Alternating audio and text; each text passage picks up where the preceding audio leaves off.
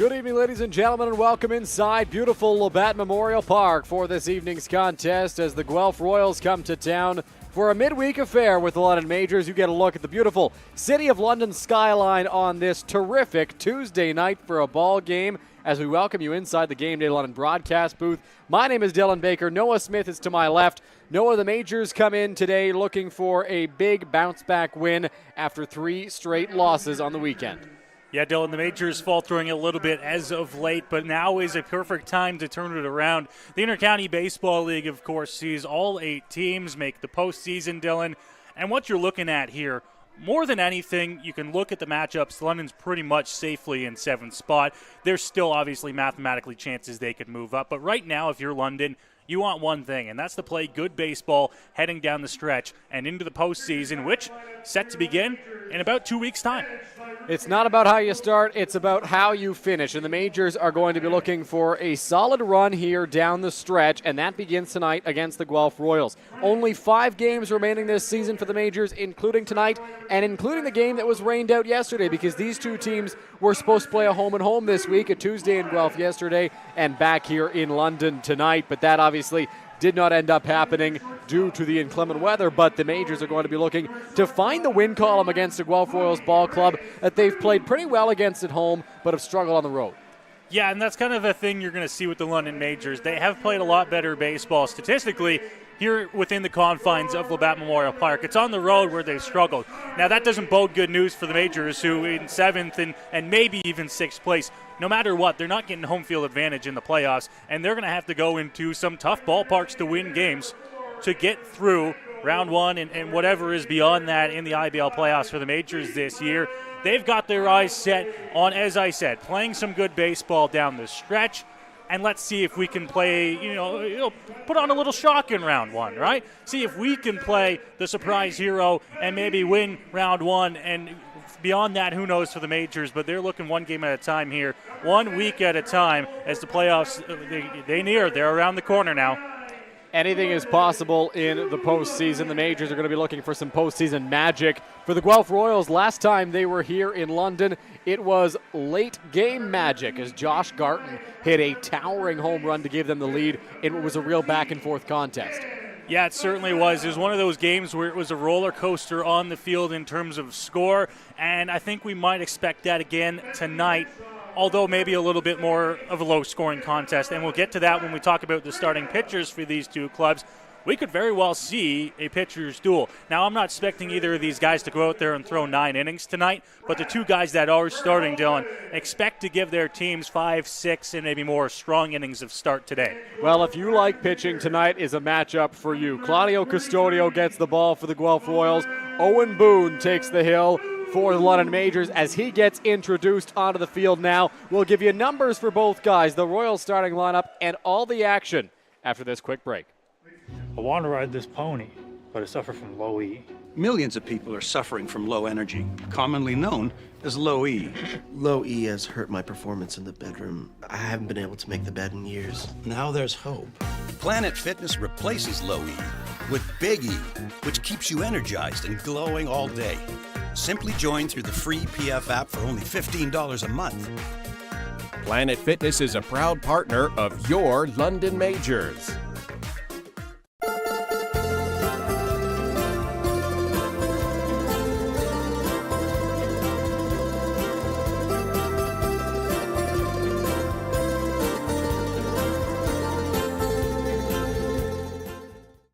You're watching. Here's the pitch.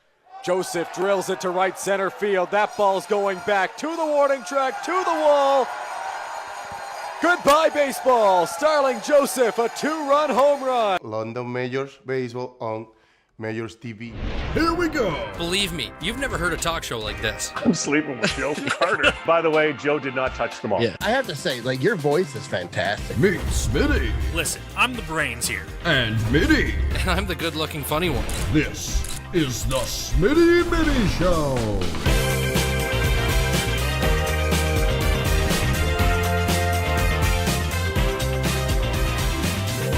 Catch new episodes of the Smitty and Mitty Show wherever you get your podcasts.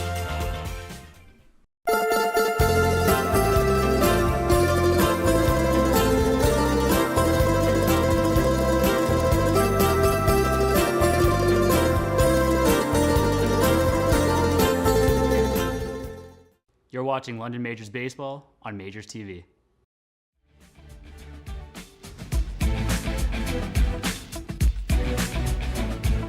Beautiful rendition of our national anthem there as the sun begins to set here at the Forks of the Thames in downtown London. We are nearly ready for baseball between the visiting Guelph Royals and the London Majors.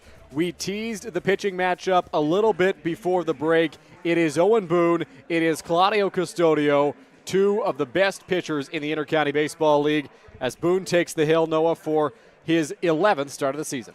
Dylan, if you want to know anything about the pitching matchup that we're going to see today, all you have to go is to the IBL website and check out the pitching leaders over the last few years. These two guys have been up there, and Owen Boone, the man you see on your screen right now for the London Majors, has been the guy. He has been the ace for this Majors staff for the last number of years, really taking over and really doing a fantastic job. This year, the record at 3-3, the ERA a little bit higher than it was in years past, but still very respectable at 3.51 in 10 games, all of those being starts for the Majors, 66 2/3 innings pitched, Dylan.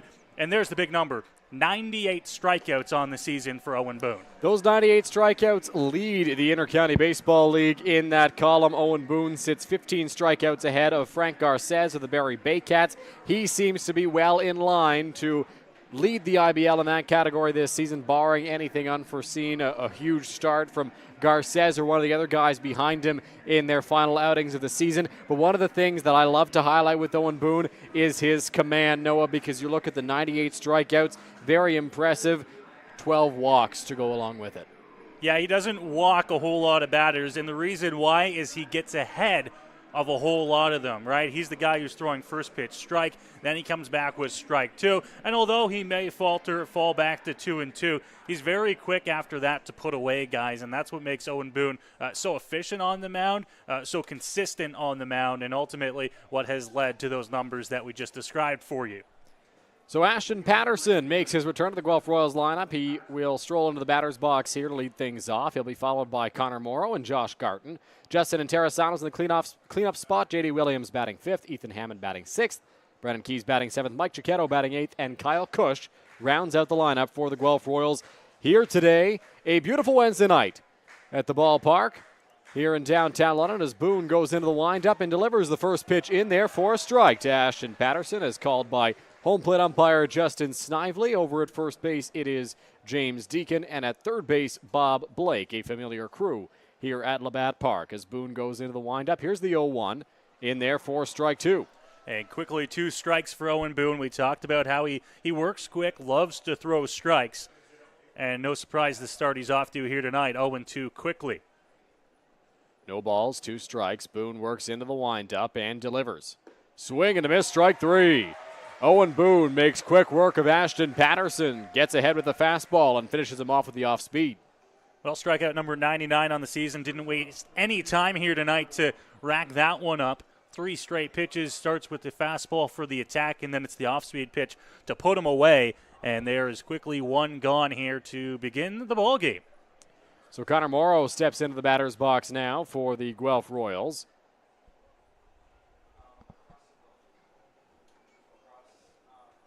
Morrow, the shortstop for Guelph. Here's the pitch. Line drive, shallow right field. Out for it, Brett Graham, and he makes the catch.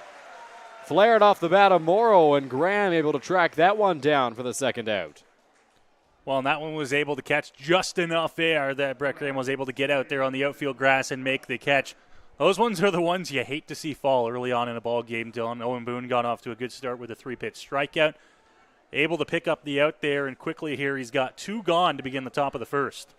So Josh Garton steps into the batter's box now, and Noah, you and I talked about the last time the Royals were here, where Garton delivered late to put Guelph up ahead 14-11 with a moonshot of a home run into right field. First pitch to Garton will miss, and we were talking to Royals manager Dino Rumel. He was still joking about that home run, talking about it. It was a towering blast. It was. He said, I don't remember the exact words, but basically the gist of it was the bus rolled into the ballpark today, and I think we drove past the home run ball sitting on the other side of Riverside Drive. Here's the 1-0. That one will miss, and it is 2 balls and no strikes to Garton. I don't know if it was hit that far, Dylan, but it certainly did make its way out towards the fence. That ball was crushed last time around. Garton in a good hitter's count already against Boone at 2-0. He winds and delivers. In there for a strike. 2 balls and 1 strike now to Garton.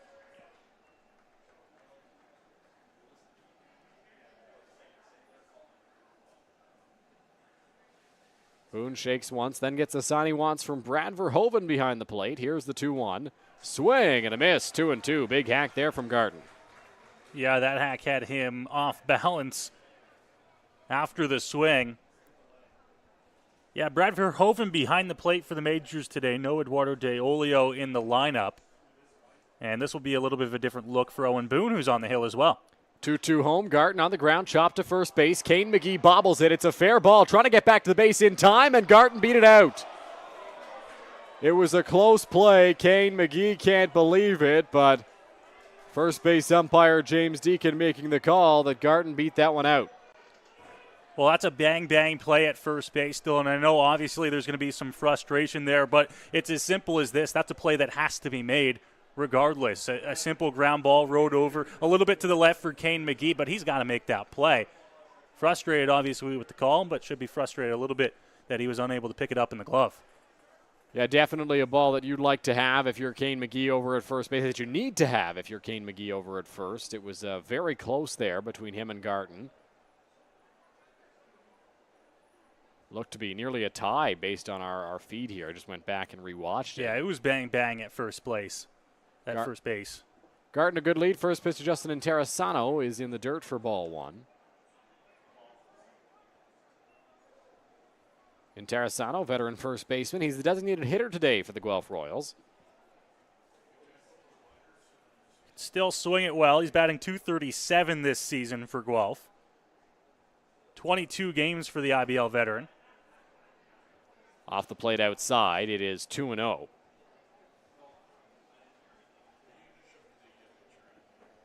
Boone got ahead of Patterson quickly. Recorded the out of Connor Morrow very quickly as well. Then fell behind to Garton. He got on base on the error and has fallen behind Interessano here as he delivers the 2-0 in there for a strike, 2-1. Interessano, of course, knows that strike zone well. Was checking with the home plate umpire there, Justin Snively, just checking on what portion of the plate that one caught and how far. 2-1 home, swing and a miss, 2-2. I think a little bit off that one from Owen Boone. The change-up on 2-1, it looked like, had Interessano out in front of it to move the count back to 2-2 now. And Interessano kind of waved at that pitch. Good off speed from Boone. We'll see what he elects to come with on 2 balls and 2 strikes. He gets the sign he wants from Verhoeven, and Reddy's out there on the mound. Here's the offering. Swing and a miss, strike 3. Interessano, strikeout victim number 100 on the season for Owen Boone, as he puts that baseball in his back pocket and walks back to the dugout after a scoreless top of the first.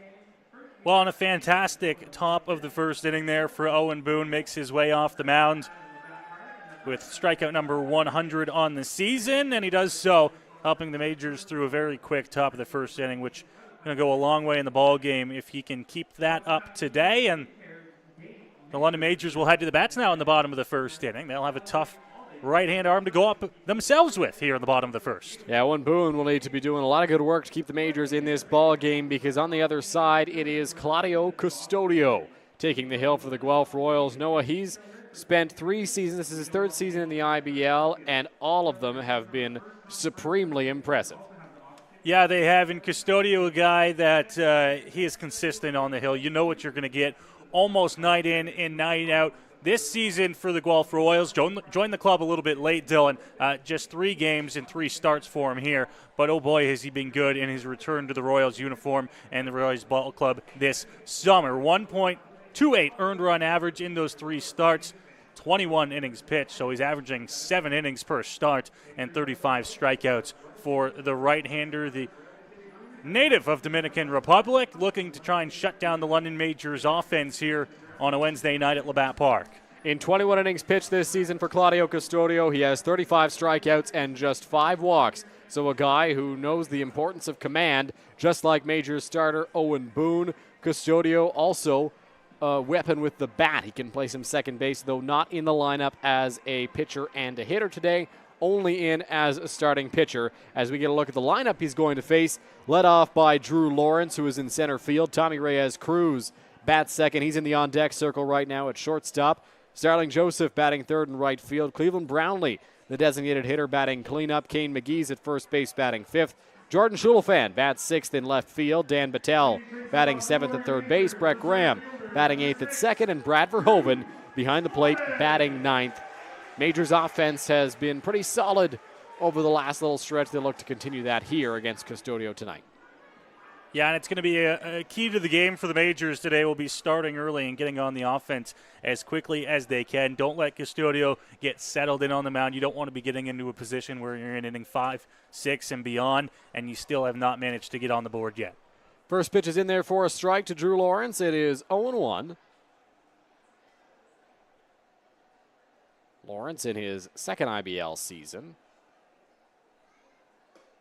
Off the plate outside, 1 ball and 1 strike. Has seen Custodio before, obviously worked against the Majors last year.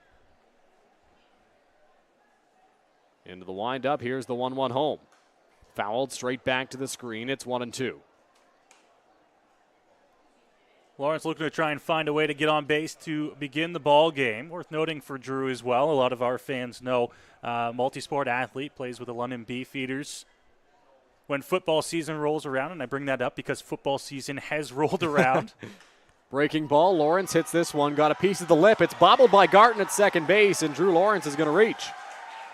Bit of a strange ground ball there, Noah. Looked like it was headed for the hole, took a hop off the lip, and then Garton bobbled it. Yeah, interesting play over to Garton's left, and I'm not sure, Dylan, you mentioned the lip there, and I think that's what might have caused the ball to come up. It's up on the scoreboard here as a hit for Drew Lawrence, but Garton, I'm sure, despite it hitting the lip or not, would rather have that one back if he could. So Tommy Reyes-Cruz will step into the batter's box for the Majors.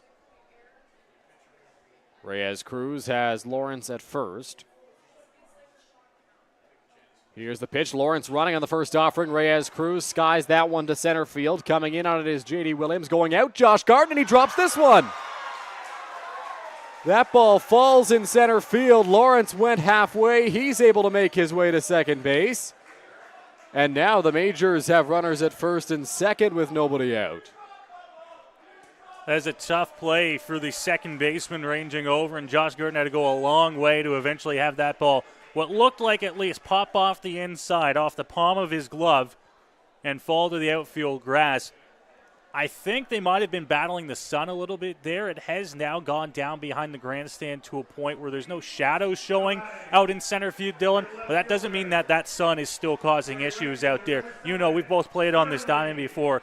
Here at this, kind of this twilight hour, it can be tough to range in those high fly balls. Very, very difficult, and Garton just couldn't come up with that one in center field. 3 or 4 guys converged out there. Garton, the left fielder Ethan Hammond, and center fielder J.D. Williams all went out. Here's the first pitch of Starling Joseph, hit hard to right field, chasing after it Patterson, and he runs this one down, makes a nice catch. Tagging is Drew Lawrence from second base, so he'll move up to third on a long fly out for Starling Joseph. Well, it looked like off the bat that this one had a chance for Starling Joseph to drop down the right field line. It was slicing a good amount and making its way towards the right field line, but eventually ran down just shy of the warning track. And what a run there as well for Patterson and right to get that one. Obviously, Drew Lawrence was able to move up to third on the play. The Royals are going to look here to try and see how they're going to set up the infield defense with runners at the corners, just one gone. Impressive job there by Patterson in right field, tracking that baseball down. First and third here, 1 out for Cleveland Brownlee. First pitch misses for ball 1 from Custodio. Brownlee going to look to try and do some damage here in the bottom of the first inning. Here's the 1-0. Brownlee fouled that one off at the plate. Are they going to say it's in play? No. That's a foul ball. No signal from the home plate umpire, Justin Snively, but second base umpire Bob Blake right there to call that one foul. Yeah, just a little bit of a delay on that. Obviously, Justin Snively behind the plate. Sometimes you don't have the best view on that. Clearly, at least from our vantage point, hit off the foot of Cleveland Brownlee.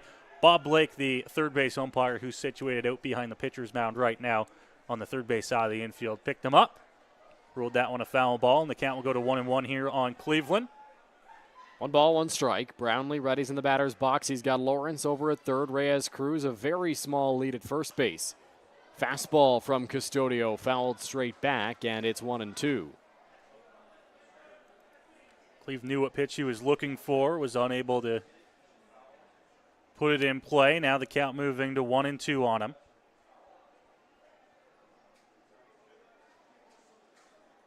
Brownlee behind in the count. Kane McGee waiting on deck. Majors would love to push one across here against Custodio in the first inning. Reyes Cruz is running. Brownlee fouls that one straight back to the screen. And we'll try again on 1-2.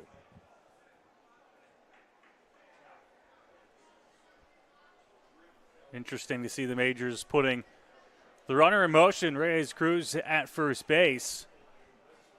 Of course, with the count at 1-2 on Brownlee, he's going to be swinging at anything close.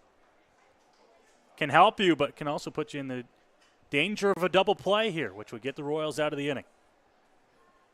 1 ball, 2 strikes. Here's the pitch from Custodio. In the air. Hit well, center field. Moving over to his left is J.D. Williams. Tagging from third, Drew Lawrence. Here's the throw to the plate. It is not in time. Lawrence scores, and it's a sacrifice fly for Cleveland Brownlee as the Majors take a 1-0 lead. Well, Cleve did the job, knew what he had to do, and he got that one airborne to center field and deep enough to avoid the arm of Williams in center and score the first run of the ball game. Boy, oh boy, for a moment there, Noah, I thought it might be too shallow for Drew Lawrence to tag, but Lawrence plenty of speed to score there. Quick throw over to check on Reyes Cruz. He's back.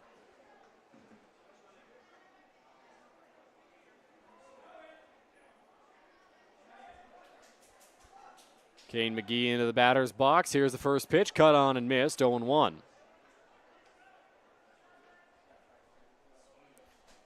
Saw Reyes Cruz take off in the Cleveland Brownlee at-bat. Will be interesting to see if they try to put him in motion again here. Now with 2 outs in the inning. Custodio ready's on the mound. Here's the pitch. Off the plate outside. 1-1. Good location from Custodio on the outside portion of the plate. Just didn't get the call against the left-hand bat. But that's a location he can live with there. Low in the zone, work it from inside to outside. Here's the 1-1. Moving from first, it's Reyes Cruz. Pitch was high. Throw to second is not in time. Tommy Reyes Cruz with a stolen base. And Kane McGee now has a runner in scoring position. Well, they do put the runner in motion, and Reyes Cruz got a great jump at first base, able to be in there fairly easy. Running keys, a little bit of hesitation behind the plate there, but even if he got that one off right away, I don't know if they were going to have the throw to second base in time to beat Reyes Cruz. 2-1. Off the plate again. 3 balls and 1 strike. So a really good hitter's count now for Kane McGee, albeit against Custodio. No count is an easy one. As McGee readies in the batter's box. Ball 4 chance raining down from the ball flowers, and time called here. So a reset. Custodio stepping off there, trying to regroup himself, regain a little bit of composure here for the 3-1. 3 balls, 1 strike. Custodio sets out there on the mound. Here's the pitch to Kane McGee. Swing and a miss, 3-2. McGee out in front of that one. Could not hold up and slow down the swing enough to make contact. And now the count moves to 3-2 here with 2 gone. Custodio going to look to try and get the Royals out of this inning. 3 balls, 2 strikes, 2 out. Custodio will step off and will reset. with a full count here.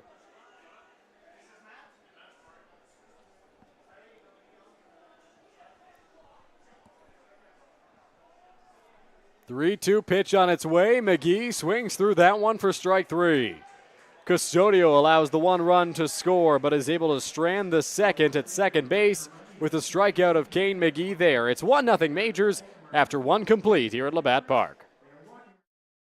Go beyond the scores and get to know the athletes who call the Forest City home. Joseph crushes one. Game Day London brings you in-depth stories and conversations about London's major teams and the athletes. Whether it's in the rink with the Knights or on the field with the Majors, Game Day London has you covered from the start. For fresh and engaging sports coverage, visit GameDayLondon.com, a proud sponsor of Majors TV.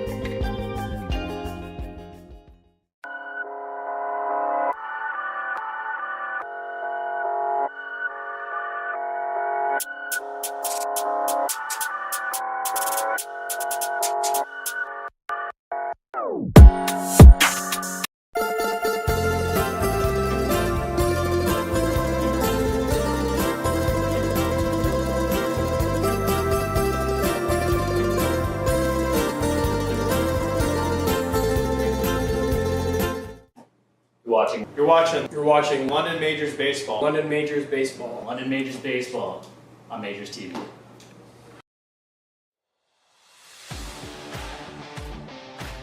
Back here for the second inning of play. We got a nice sign out in left field. It looks like go London Majors, go. I love it. It's a clever one.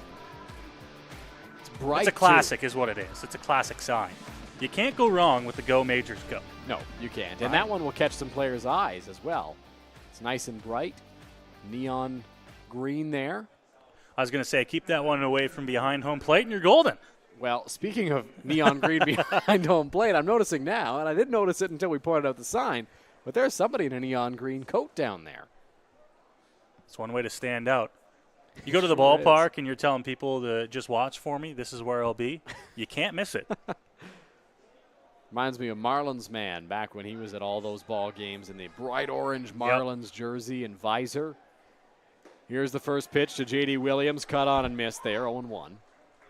Yeah, that bright orange would stand out just about anywhere. Yeah. 0-1 count. Boone looks in for the sign, and into the windup he goes. Here's the offering on its way. Just misses. It's 1-1.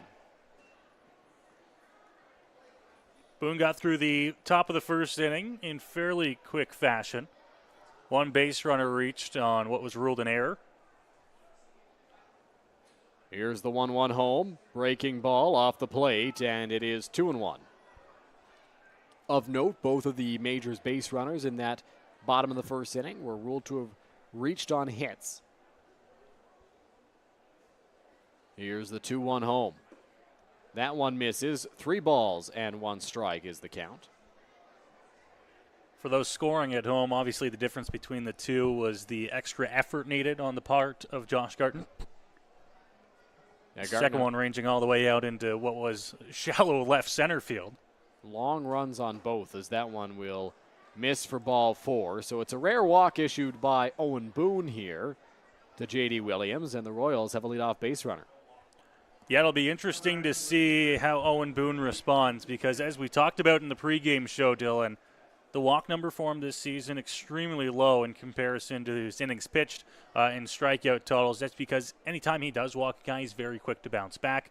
And you know what? If you're the Royals, maybe take advantage of that. Owen Boone's going to be looking here to do anything he can to get a first pitch strike across the zone after the walk to begin the inning.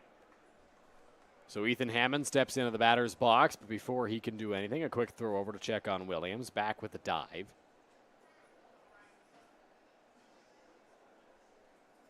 Boone sets. And delivers. In there for a strike. It's 0-1. And as expected, a first pitch strike there following the walk. Wasn't in a great location to hit, so I'm okay with the take there. Boone peeks over at first base. And another throw over. This time a little bit closer. But once again, Williams back with a dive.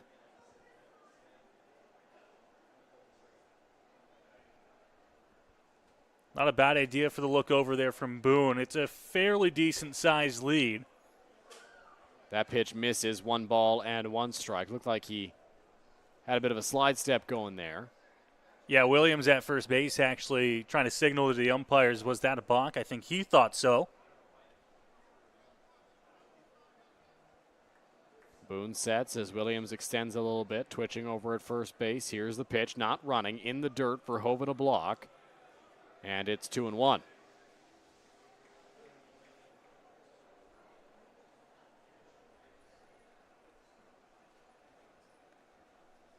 Two balls, 1 strike, nobody out.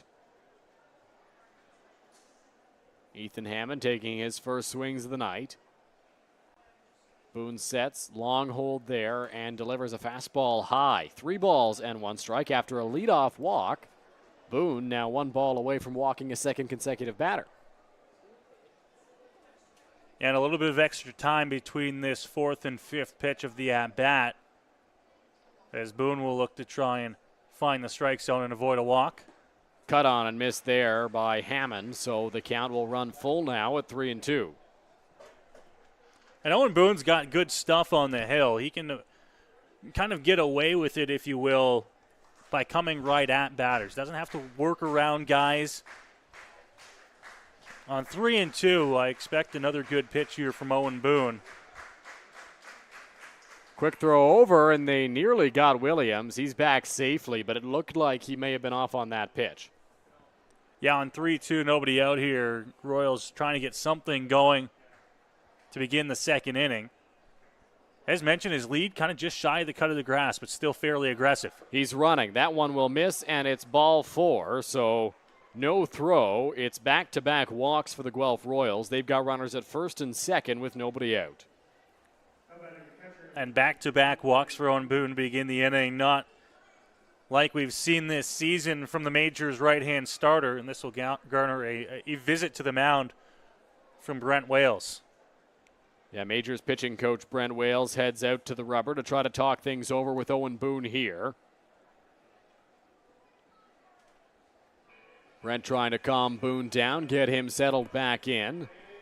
Walks 13 and 14 on the season for Owen Boone as compared to his 100 strikeouts following the 1st inning. That's a very good ratio, and so it's a little uncommon to see Boone walk a couple of guys back-to-back. He'll get himself a new baseball from home plate umpire Justin Snively. As Snively tosses that one to the Majors dugout, and Boone will have to face Brennan Keys here. 1st and 2nd, nobody out. 7, 8, and 9 in the Royals order due up. Mike Cicchetto on deck and Kyle Cush batting 9th in the hole. 3 games this season. Now this will be the 4th game this season that Owen Boone has walked 2 batters. But that's been it. That has been the highest total of the season for the Majors starter. Here's the pitch, cut on and missed by Keys there, 0-1. Majors third baseman Dan Battelle playing in a little bit there, thinking maybe the Royals would employ a bunt. They did not on the first pitch. Playing just in on the grass there. You can see it there on our 519 Jersey Auction mobile cam here. Nobody out. Royals might be looking to try and put the bunt down. Boone peeks back. Here's the 0-1. Squaring around is Keys. Bunted into the air a little bit. Battelle will throw to first base after it bounces and will retire Brennan Keys. But for the Royals backstop, it's a successful sacrifice bunt, and they've got 2 runners in scoring position. Well, and that's a heads-up play over at third base. We touched on how the Majors infield was kind of playing in, expecting that bunt with nobody out in the first 2 batters reaching, and Dan Battelle got that one in a good amount of time, Dylan, and that's why he took that and went to first. It actually looked like that ball probably would have ended up foul if he left it, had that spin on it going towards the line, but he also had the chance to get the out, and when you have the chance to take the out, you're going to take it. So the infield comes in for the Majors here. 1 out, runners at 2nd and 3rd. Breaking ball on the first pitch to Cicchetto. It's strike 1 called by the home plate umpire, 0-1. Cicchetto trying to come up clutch here for the Guelph Royals and drive home the game-tying run, if not more, if he can get a ball into the outfield. Here's the 0-1 home. In the dirt, nicely blocked by Verhoeven there, keeping the runners where they are. Chiquetto has seen action in now 19 games this season for Guelph. Batting just under the 200 mark on the season, but looking for a big hit here in the second inning, early on in this ball game. 1 ball, 1 strike, 1 out. Here's the pitch to Chiquetto. On the ground at third base, Battelle gives Williams a look, throws to first in time. And the Majors bringing the infield in allows them to save a run. Yeah, and that's bang on, Dylan. I don't know if the Majors, and specifically Dan Battelle at third, would have had a shot at the runner going home if they weren't playing in there. What it does, he cuts that off early. Ball wasn't hit overly hard to third base. Stopped it in the grass, made the strong throw across the diamond. The Royals have to stay where they are at second and third.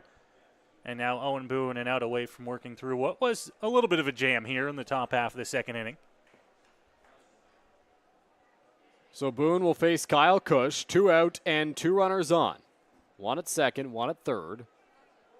Both in scoring position, obviously, as Boone tries to get out of this inning without allowing a run. First offering to Cush on its way, in there for a strike, 0-1. Infield, of course, with 2 outs, has shifted to playing back.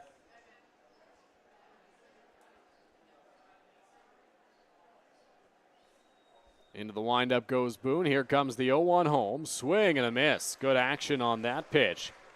Generates a swing from Cush. Those are the types of swings we're used to seeing against Owen Boone here. Has moved the count to 0-2, and now we'll look for the put-away pitch. Boone gets the sign he wants. No, he'll step off and reset. Working from the windup with runners at second and third. Here's the 0-2 home. Fouled off. Verhoeven couldn't squeeze it, and it's 0-2 once more.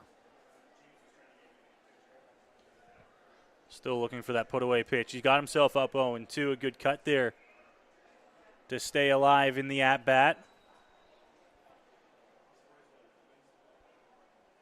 We're all still looking for that big hit here in the top of the second inning. 0-2 count on Cush. Here is the pitch. Tried to get him to chase a high fastball. Didn't bite. 1-2. Yeah, it looked like a little bit extra on that fastball as well from Owen Boone. Went upstairs with it, couldn't get the chase. And now count moves to 1-2 here. Here comes the 1-2 home. Breaking ball. Cush fouls that one off, putting up a good fight here against Boone. And when we talked to Dino Rumel before the game, Noah, he mentioned Kyle Cush is having a great year, and he ensured that he highlighted Kyle Cush in our conversation. Yeah, he did. Leads all Guelph Royals batters in batting average this season. Has been hitting the cover off the ball. And has led this Royals team. Looking for a big hit here. 1 ball, 2 strikes. Here's the pitch from Owen Boone. Checked his swing. Did he go? No, says Bob Blake, the third base umpire. 2-2. Did not get around enough up in the zone. Good hold, moves the count to 2-2. Fans here in attendance were hoping to get that one called, but even from up here, looked like he was able to hold it, move it to 2-2. Boone looks in for the sign. Trying to put away Cush here. Into the windup he goes. Offering on its way. Breaking ball. Did he go that time? No, says Bob Blake, and so now the count runs full. It's a great location for that 2-2 pitch from Owen Boone. I think they were expecting to get the swing and miss. Weren't going to get the called strike there, so now it moves it to a full count at 3-2. Ashton Patterson on deck as Boone works into the windup. Here's the 3-2, fouled off by Cush. Putting up a great fight here in this at-bat. Well, a great fight and just an absolute battle at the plate. Has shown that throughout the course of his short IBL career, but man, he can put up a battle there. 3-2, looking to try and win it here against Owen Boone again. Boone looks in for the sign, now works into the windup. Here's the 3-2. Cush fouls that one off. Something interesting on that last pitch, Noah. J.D. Williams over at third base faked that he was breaking towards the plate, trying to catch the attention of Owen Boone. Anything you can do to try and throw off the starter. He's going to go into that full windup, kind of give you that freedom to roam around at third base. Don't want to let him get locked in here. 3-2 count, 2 out. Here's the pitch from Owen Boone to Kyle Cush. Called strike 3. Cush goes down looking. He can't believe it. And that will end the top of the second inning as the Majors continue to lead 1-0. Well, Owen Boone with the big strikeout there gets himself out of a little bit of a jam in the top half of the second inning. 2 walks surrendered to him, but he doesn't allow the Royals to get on the scoreboard here. It's 1-0 Majors as we head to the bottom half of the second inning. Bit of an elevated pitch count in that inning for Owen Boone after throwing just 14 pitches in the first. Boone got up to 25 pitches in the second for a total of 39 in the ball game. He and Brent Wales will go over some things in the dugout as they get set for his third inning of work. And the Majors offense tries to recreate what they had in the first inning as we give you a look at the IBL standings. And while the Welland Jackfish have clinched first place, there's still a lot to be decided in some of the little groupings in these standings. And what I mean by groupings is the 2-3 spot, 4, 5, 6 spots, and I think that's right about it. Yeah, mathematically, as we touched on earlier, London still does have a chance to move up to 6, but it's going to take some help, and it's going to take winning pretty much the balance of the ball games here to finish off the rest of the season. One playoff matchup is set. That's 1-8. Welland will take on Brantford in Game 1. Game times for that already announced as well. That'll begin next week, I believe, Dylan. So we'll get ready for the playoffs to join us then. And then, of course, we'll wait and see where the rest of the teams fold out. London, as we mentioned, mathematically still could move up, but it's looking like they'll be in that 7 spot. Who they'll face? Well, it looks like it'll be a battle between Kitchener and Barrie. Yeah, and that's going to be a tough matchup either way for the Majors, whether it's Kitchener, whether it's Barrie. Obviously, Kitchener very strong in their own ballpark, a park that is small by IBL standards, lots of home runs at Jack Couch, so different challenges posed by each of those ball clubs. The Barrie Baycats have given the Majors trouble this season as well. But these Majors fans will be out in full force no matter the opponent next week when the playoffs roll around as Jordan Schulafan steps into the batter's box. He's the left fielder today for the Majors.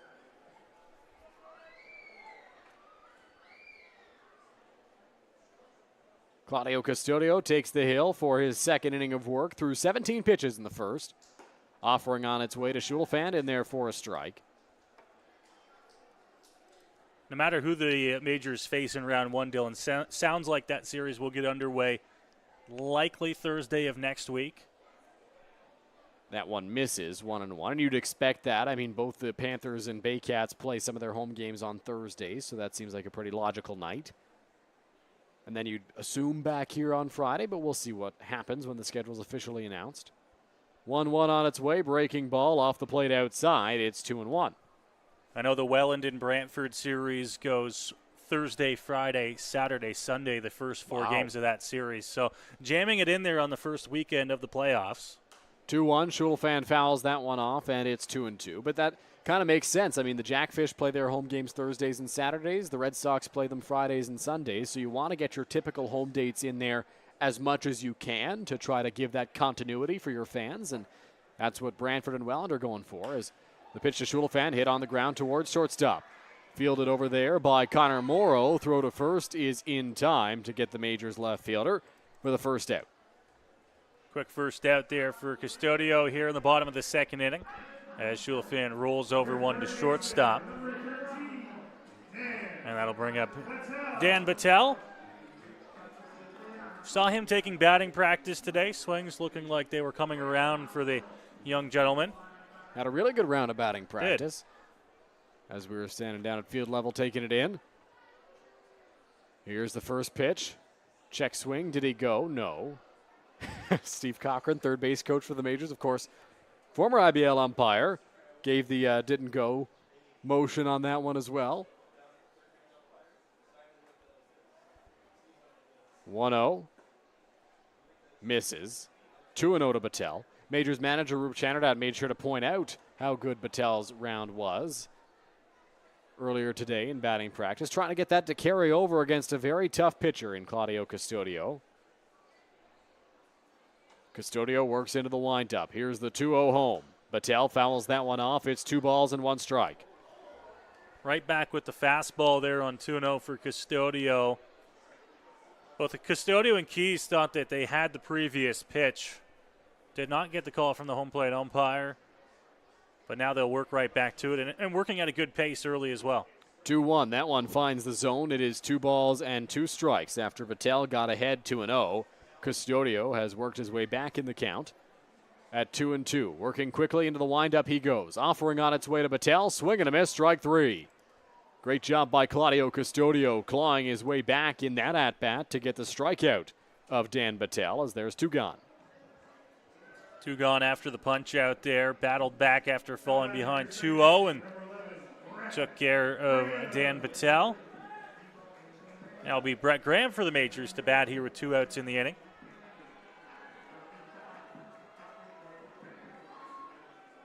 So Graham takes his first hacks of the ballgame, playing second base today.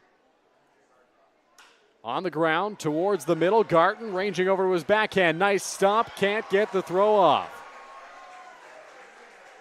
So Brett Graham reaches first base, and the Majors have a 2-out base runner.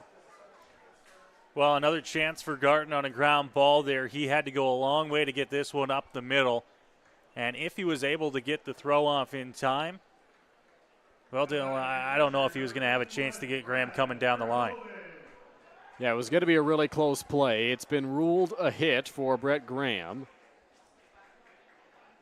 as Brad Verhoeven steps into the batter's box. Here's the first pitch. That one misses for ball 1.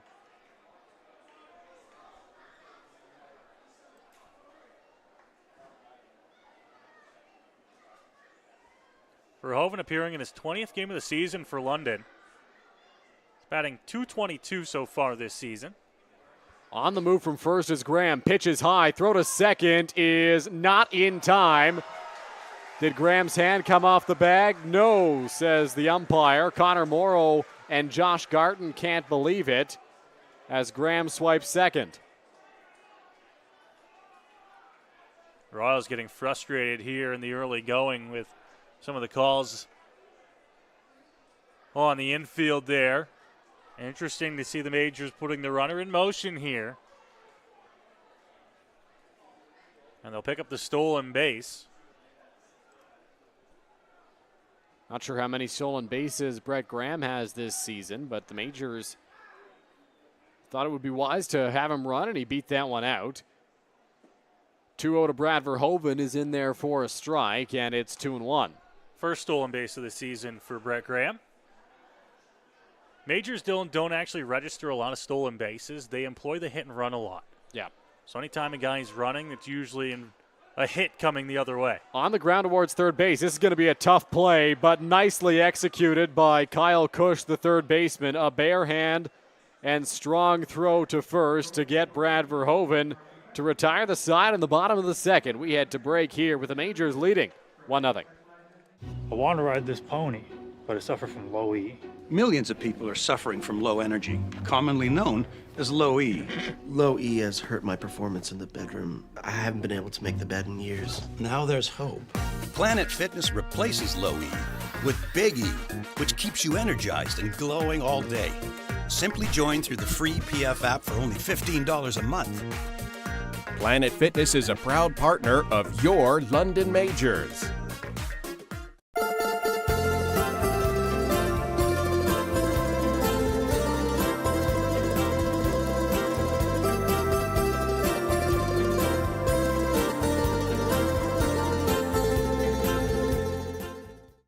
You're watching. Here's the pitch.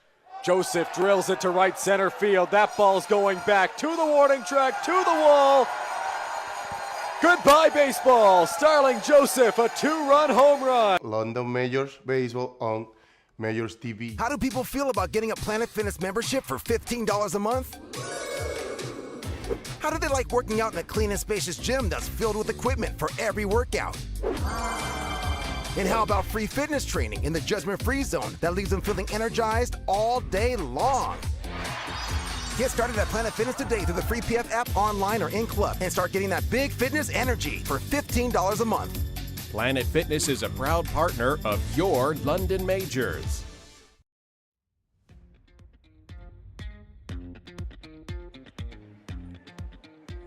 Back now for the third inning between the Majors and the Guelph Royals as Owen Boone heads back out there, looking for a bit of a quicker inning than the one that he had in the second frame. Ran into some trouble with the walk still in that second inning. And when I say that, I mean he walked what has been his high so far in the game this season of 2. He'll look to bounce back here. We'll see if he can settle in as he gets set to face the Royals to begin the top of the third. It'll be the top 3 in the Royals order due up in this third frame. Ashton Patterson will lead things off, followed by Connor Morrow and Josh Garton.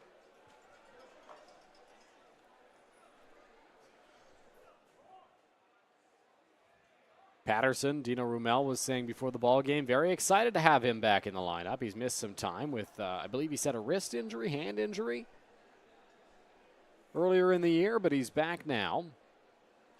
Boone looks in for the sign. Into the windup he goes, and offering on its way low for ball 1. Well, we saw his first action of the ball game came when he tracked down a long fly ball in right field. Back in the bottom of the first. Majors ended up scoring in the inning, but running that one down saved what could have been a possible few runs coming across. Yeah, that was a really good play out and right. 1-1 the count to Patterson.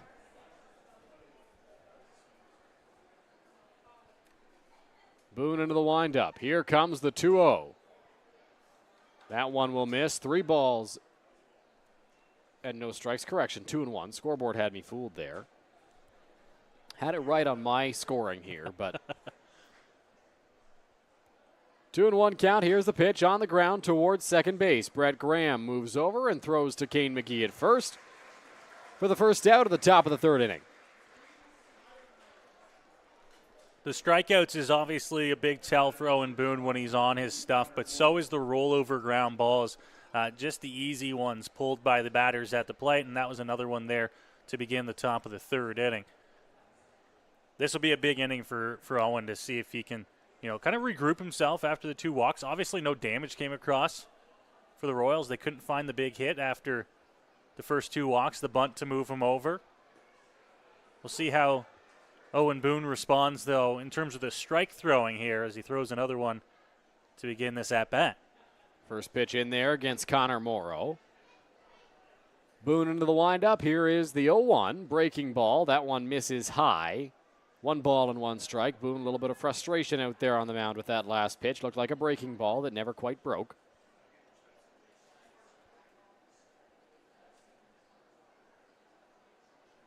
One ball, 1 strike, 1 out. Here's the pitch. Breaking ball there. Misses. 2-1. Majors 3 hits so far in the ball game. Haven't hit anything really too hard yet. Starling Joseph. I was going to say the hardest hit ball was an out for the Majors. That one will miss low. So 3 balls and 1 strike now from Boone, as he's well behind Connor Morrow here. We'll see how patient Morrow is on 3-1. Experienced hitter. Knows what he likes. Here is the 3-1 home. On the ground towards third, it will skip foul, and the count will run full now with 1 out.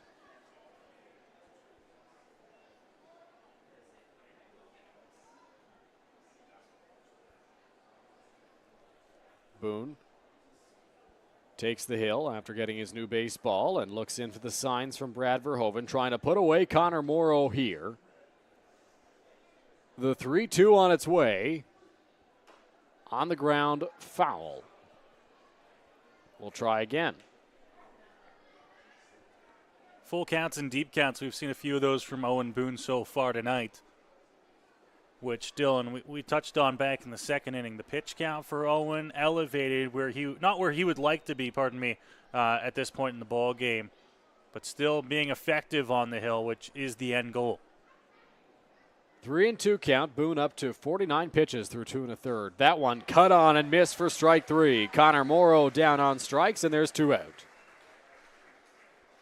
Yeah, you can talk about the pitch count being up all you want, but as I mentioned, at the end of the day, if you're effective, that's all you want. And Owen Boone has done that. A good job for him so far. Gets the second out here of the top of the third inning. So Josh Garton steps into the batter's box for the second time today. He's 0 for 1. Take this time to mention that some of the members of the Chatham-Kent Barnstormers are in town tonight to take in the Majors game. Cut on and missed by Garton, 0-1. By members, I mean front office staff.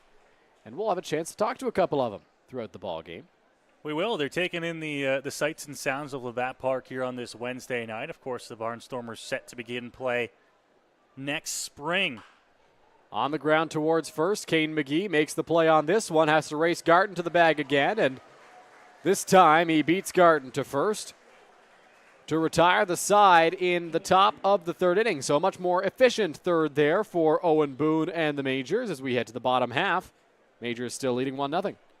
Yeah, that 1-0 lead, they'll carry into the bottom half of the third inning as Owen Boone has another solid inning on the hill and is keeping this ball game where it is as the Bats will go and look to see if they can get something done. Dylan, we will have the chance to talk, as mentioned, throughout the course of the ball game with members of the Chatham-Kent Barnstormers front office. Owner-President Dom Donnell will come and join us, I believe, a little bit later on, and we're expecting shortly up here in the broadcast booth Harry Muir to join us. He is the general manager, so he'll join us in just a little bit. I think he's actually on his way up to the broadcast booth right now. I believe you are right, Noah, as Harry Muir will join us here momentarily in the Game Day London broadcast booth here at Labatt Park. Majors leading Guelph 1-0 as Claudio Custodio heads back out to the hill. Majors, of course, getting their one run in the top of the first. And joining us now, the general manager of the Chatham-Kent Barnstormers, Harry Muir. Harry, good to see you again. Hey. How are you doing? How you doing, Baker? I'm good. So, Harry, I got to ask you, you're back in the IBL now, a little bit of time off. How does it feel to be back? It's always nice to be in London's field, right? But, yeah, it's a little weird, right? It's been a long time. But I'm excited. I coached. Did I ever coach you? I didn't get to coach you. I don't think so. I was too far ahead of you. But it's always nice to be on the field, and I'm super excited to be back in the IBL. It holds a special place in my heart, as always, and super excited to be building a new team. It's an exciting time for baseball in Chatham-Kent, for sure. Talk to me a little bit about how this materialized. How did you get in contact with owner and president Dom Donnell about this opportunity? Well, Dom and I go way back. We coached here in London in 2002. And we've always kept in contact, and I knew it was always a dream of his to own a team, and he's always talked about it. And I think it was about 3 years ago, and he gave me, I think it was a Facebook message or something. He says, look, this is what I'm looking to do. And I said, Dom, I don't care if I'm in the bat boy. I want to be involved some way. I said, I'm there. And it was originally going to be a coaching position, but then it morphed into this general manager, and I'm super excited to be that part. I've never done it, and so it's a big learning experience. But, yeah, super excited. And, yeah, we've been talking for years. Drew Lawrence now in the batter's box. 1-0 the count as that one is lined to center field. J.D. Williams moving over, making the catch for the first out of the bottom of the third. Now, Chatham-Kent is kind of in an area that's been underrepresented in the IBL for quite a while, but there's lots of talented ball players in that area, as I'm sure you guys will discover in your open tryout coming up pretty shortly. Yeah, we do have an open tryout on September 8th and 9th in Chatham at the Fergie Jenkins Field. People can sign up on the website at ChathamKentBarnstormers.com. It's Windsor, right? Is always a hotbed. Sarnia, Tecumseh. There's Chatham. Chatham is deep in not just only history but in talent, and I think it's super untapped. I don't think we're going to have a hard time finding local players at all. And then Michigan's right next door, which is a hotbed for baseball too. So I think it's a really great location. Now, you guys have had a chance to run some summer camps recently in the Chatham-Kent area. What's it been like to kind of meet the community a little bit and meet some of the younger fans that are going to be taking part in a lot of these ball games in Chatham next year? The kids are super excited. There hasn't been any real high-quality baseball in Chatham in a long time, so the word has got out.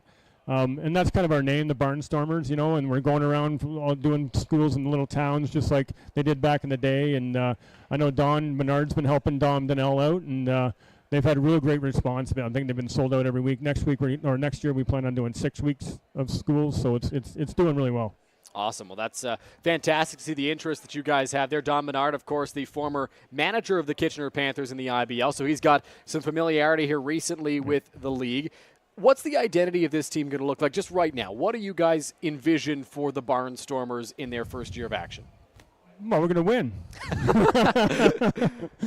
We're hoping to have a rivalry with London because, I have a lot of roots here. So I think Roop and I and Scott and I and Dom, there's a small connection there. And I think it's going to be a lot of fun fighting it out with those guys. We want to bring high quality, good caliber, competitive baseball to Chatham and just show everybody a great time. London does such a great job, and so many teams in the IBL are raising the bar so high that we're going to start with the bar high and try to keep it up there with everybody else and just try to compete and win some ball games and hopefully bring a ring. Rare walk issued there by Claudio Custodio as Tommy Reyes Cruz reaches first base for the Majors. So talk to me about the importance of coming to a variety of ballparks in the IBL. Obviously, you guys are here to take in this game. What's it been like to try to understand some of the game experiences around the league in order to make it a lot of fun for the fans when they come to the ballpark next year? Well, everybody does something different, right? Everybody has their own little niche. Welland is I'm sure you've been to Welland. Yes. They have their unique spin on things, and London has their unique, and everybody's different. So it's nice to see, we have a bunch of our staff here tonight that have never been to an IBL baseball game. And what better field to come to in Labatt Park, right? You guys, the standard here is so high. But we our Fergie Jenkins is kind of like a mini version of this. We've got the brickwork, and we've got I don't know if you've seen it, but we're gonna have a nice little short right field. So that's gonna create some interesting drama, I'm sure, late in some of the games. But yeah, it's nice to see okay, we like this, and take this little bit from here and take this little bit from here. This broadcast that you guys do is like A++, so it's good. We're gonna try to get the bar to that as well, and do every little part from everybody that we think is really high class, and try to really bring the caliber to Chatham just like you guys have done. Well, thank you very much, Harry. Should be a fun time for Barnstormers fans, for people in the Chatham-Kent area next season. I think I've just seen the interactions on social media. Obviously, I haven't been out to any events of the Barnstormers this summer, but it seems like a lot of people are really looking forward to this team. Yeah, the reception in town has been awesome. We've had. I wish I had the numbers. Dom has all the numbers, and I think you're talking to him later, so he'll give you the numbers. But the sponsorship's been outstanding. We're still, I think we're 270 something days away from first pitch, and that gives me a little shakes when I talk about that. We've got a long way to go, but the town has been outstanding. The mayor, the city, they've done renovations to the field already. Everybody's jumping on board, and it's really exciting when you don't have to pull teeth too much to get stuff done. So, in case you missed it there, Starling Joseph grounded out to shortstop for the second out of the inning, and Cleveland Brownlee now in the batter's box. Harry, you guys have announced quite a few scouts already in the short time that you guys have been really making your presence felt online in the IBL community. What is important about having scouts for such a variety of areas? Well, this league, right? You have to have a variety of people. We're not going to be able to field a team just from Chatham, unfortunately, and wish we could, right? But so we have a lot of hard ground ball to shortstop there. Nice play by Connor Morrow. We have a lot of scouts just because we need a lot of eyes. Obviously, we don't have the budget to fly me around in our private jet, so not yet, at least. Not yet, anyways. Maybe a couple years. I just need eyes here and there. If we're looking for one particular player, we have all these contacts. Dom has been doing baseball his whole life, and his contacts are as long as my arm. So he's got great relationships with people, and Dom's he's always got that's why we're still friends. It's been 20 years. He's a real relationship type of guy, and so we have great relationships with all these hugely talented people that want to be involved with the new ball team, and they've volunteered their time. And am I going to be able to draw from every scout? No, because we don't have that budget, right? But maybe somebody sees a catcher out west, and we have a spot, we can do that, right? So I think it's important just to have all those options out there. It makes my job a little easier when I can just say, hey, this is what we're looking for, and I can send it to 10 people. And I get 6 responses, so that's kind of where we're at with that. Well, it's been awesome to see what you guys have done so far. We're looking forward to seeing the Barnstormers on the field next year, and we're excited to talk to Dom a little later on in the ball game. Harry, thanks so much for joining us up here. Thanks for your time. Appreciate it. We'll take a quick break and be right back on Majors TV. Here we go. Believe me, you've never heard a talk show like this. I'm sleeping with Joe Carter. By the way, Joe did not touch the ball. Yeah, I have to say, your voice is fantastic. Meet Smitty. Listen, I'm the brains here. And Mitty. And I'm the good-looking funny one. This is the Smitty Mitty Show.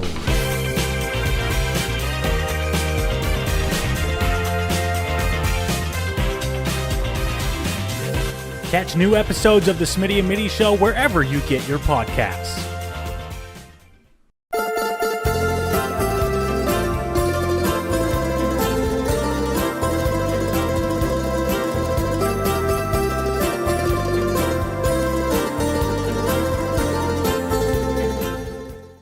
You're watching London Majors Baseball on Majors. How do people feel about getting a Planet Fitness membership for $15 a month? How do they like working out in a clean and spacious gym that's filled with equipment for every workout? And how about free fitness training in the judgment-free zone that leaves them feeling energized all day long? Get started at Planet Fitness today through the free PF app, online, or in club, and start getting that big fitness energy for $15 a month. Planet Fitness is a proud partner of your London Majors.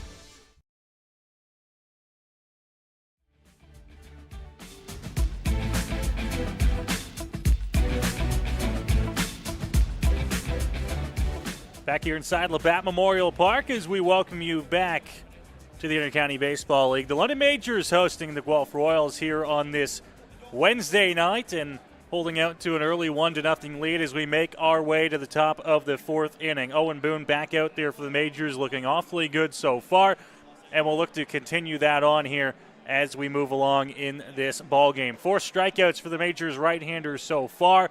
Has walked 2 batters, but he'll look to try and keep that under control as the game moves along. Noah Smith and Dylan Baker up here in the Game Day London broadcast booth, welcoming you here on Majors TV or here on the London Majors YouTube channel. You just heard from Harry Muir, the general manager of the Chatham-Kent Barnstormers, set to join the Intercounty Baseball League for play in the beginning stages, May 2024. And as you heard, they are less than 300 days away from first pitch flying at Fergie Jenkins Field. A little bit later on in the ball game, we will hear from Dom Donnell, the owner and president of the Barnstormers, about what we can expect from the newest team in the Intercounty Baseball League. Boone falls behind 1-0 to begin the top half of the fourth inning here in London. And that one is going to be fouled back, so the count will even up at 1-1.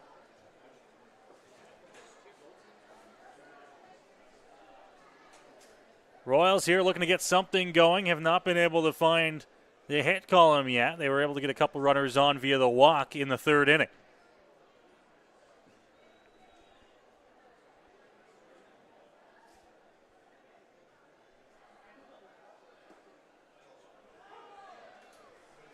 Called a strike, and now the count moves to 1-2.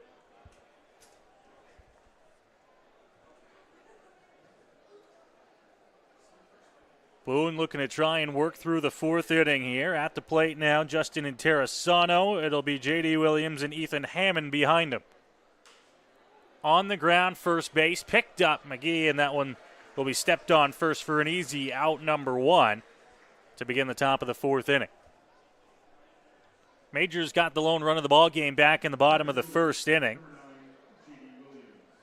Couple of infield hits, a sacrifice fly, and then we're able to score the only run of the ball game so far. Boone's got one out here as he looks to work through and continue on. This good start for him so far.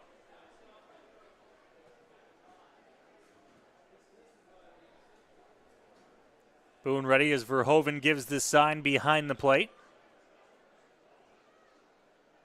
Majors righty checks and gets ready to deliver. Curveball starts the at-bat, and a good one from Owen Boone. And the count moves to 0-1.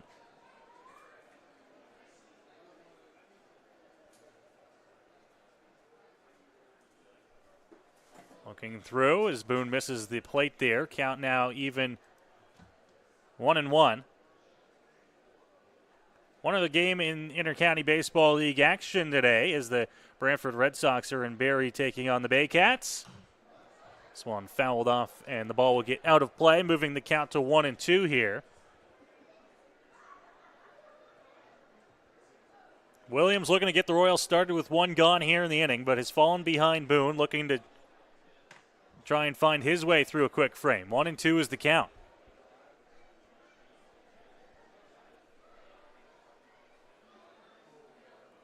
Boone set and delivers. Fouled straight back into the screen. Good at bat here by J.D. Williams. Center fielder in the ball game here for the Royals. Mentioned that game going on at Vintage Throne Stadium in Barrie. Bottom of the fifth inning they go. That score tied at 2. Bring you the full-on out-of-town scoreboard a little bit later on tonight as that one's fouled back into the screen. Quite the battle right now between J.D. Williams and Owen Boone. Boone looking to put him away. He's been ahead for a while, but Williams doing a good job fighting off some tough pitches. A little bit more time between pitches here as Boone tries to settle himself and get ready for the 1-2. Verhoeven the sign. Righty delivers on the ground up the middle. Going to be a tough play. Funny hop and no chance there. But the speedy Williams coming down the line. And the Royals will be aboard here with one out. Their first hit of the ball game. Good play by Brett Graham over there, the second baseman, just to corral that baseball. It was going to be pretty difficult as he had to range a long way up the middle. And then there was the hop that you mentioned there, Noah. He had to leap up and try to come down with that baseball. Kept it on the infield, but unfortunately you're not going to throw out J.D. Williams with the speed that he's got on a ball like that. So J.D. Williams is aboard here with one out. The first hit of the ball game for the Guelph Royals. And now Ethan Hammond will come to the plate. See if he can find a way to keep things going here in the top half of inning number 4.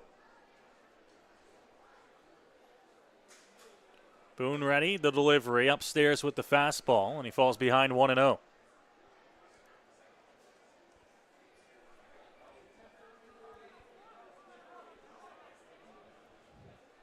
Brennan Keys on deck, the catcher for Guelph.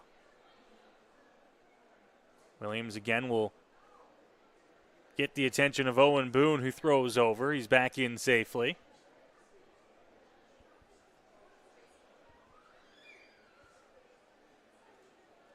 See if they're aggressive on the bases here. Maybe try to move them up. Once again, the lead, not super aggressive. 1-0 count. Runner not going. Pitch to the plate will miss low, falling out the bottom of the strike zone, and it's 2-0. One of the things I've noticed tonight from Owen Boone, Noah, is at times with a guy like J.D. Williams on base, the speed that he's got kind of messes with Owen Boone a little bit out there on the mound. It's the second time where Williams has reached, and then he's missed with the first 2 pitches to Ethan Hammond. And missing again there to move the count to 3-0. So possibly getting in the head of Owen Boone a little bit when base runners get aboard. 3-0 count here as Boone will have to try and work back into the count against Hammond. To the plate. That fastball is right there. 3-1. Good job by Owen Boone just zeroing in and getting one across there. You knew Hammond was probably going to be pretty patient trying to get as many runners on the base paths as possible, and takes a strike there. Extra half step on the lead here for Williams. Not going. Pitch to the plate. Called a strike on the outer edge. And from 3-0, it's now full at 3-2. Good offering there from Owen Boone, finding the outside corner, and good job battling back. Now I'll be interested to see what Ethan Hammond does here. Boone missed the first 3. He's come back with 2 in the zone. He's going to have to protect with 2 strikes. Takes a long look over to first base. Now set and grabs his sign.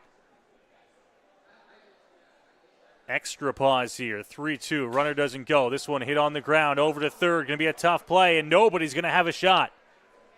Another infield hit here for the Royals. And they have 2 runners aboard now with 1 out. That one sounded like it broke the bat of Ethan Hammond.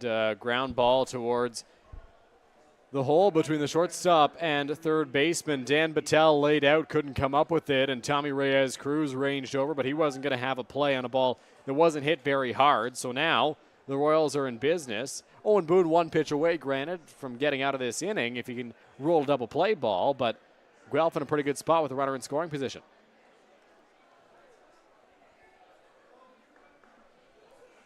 So the Majors will bring the corners up to the edge of the grass, maybe expecting or predicting a bunt here with 1 out. First pitch looked like the slider missed inside for Boone, and it's 1-0. If you'll recall, Brennan Keys did bunt the last time. Got a good sacrifice bunt down there. 1 out here. You'd think the Royals would try to find another hit to bring in a run. Delivery, and the fastball called a strike. Evens us up at 1-1 here. Williams at second, Hammond at first. Keys is the batter. Count now at 1-1 here. Boone a look back to second. Now delivers a swing and a miss, and it's 1-2. Really good breaking ball right there from Owen Boone. Got Keys to just wave at that pitch. Came up empty on the swing, and now ahead in the count. Can pull whatever string he'd like at the moment.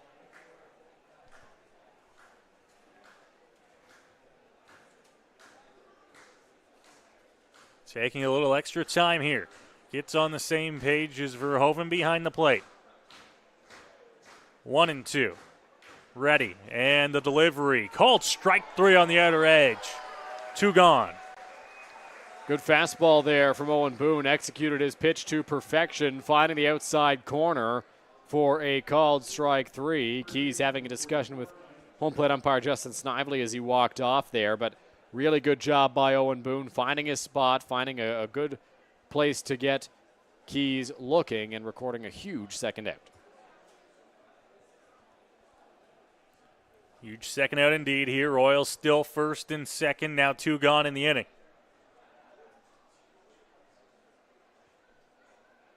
Chiquetto the batter here for the Royals.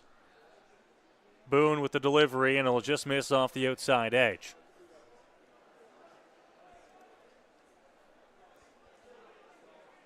Guelph 2 hits, both of them coming here in the inning. That last pitch for Owen Boone was number 73.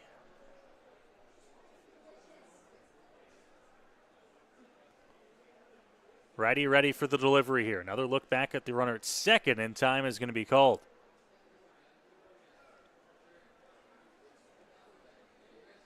A lot of extra attention being paid to the runners out there, specifically Williams at second. Well, J.D. Williams, always a guy who steals a lot of bases, and Owen Boone knows that, and it looks like it's caught his attention a few times tonight.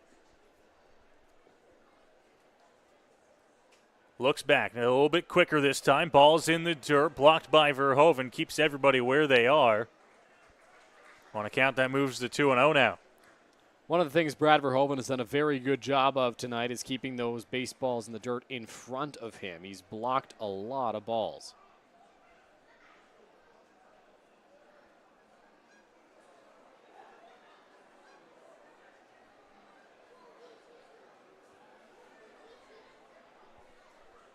Getting on board here. And Boone and Verhoeven cannot get on the same page, it looks like. Pitch count for Owen Boone continuing to rise. The next offering will be pitch number 75 on the night.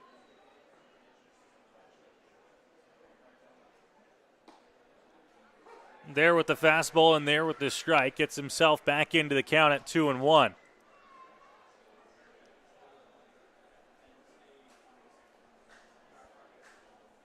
There's a look at the runners on base. Ethan Hammond at first, J.D. Williams at second. Chiquetto the batter here for the Royals in a 2-1 count against Owen Boone. Here's his delivery. Popped up. Foul territory a look, but Verhoeven going to run out of room as that one bangs off the roof here. And the count moves to 2-2.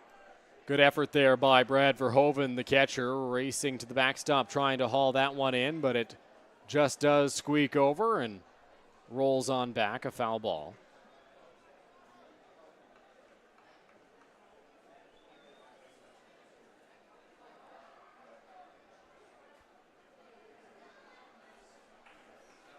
So Boone will get ready again here on a 2-2 count.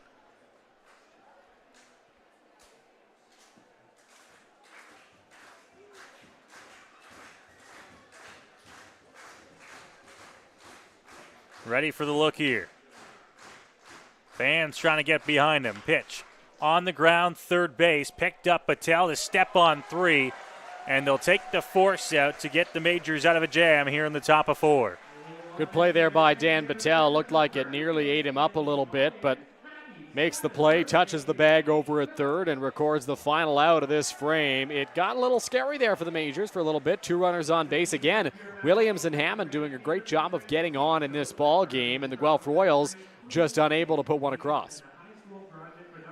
So the score remains 1-0 here for London as we work our way towards the bottom half of inning number 4.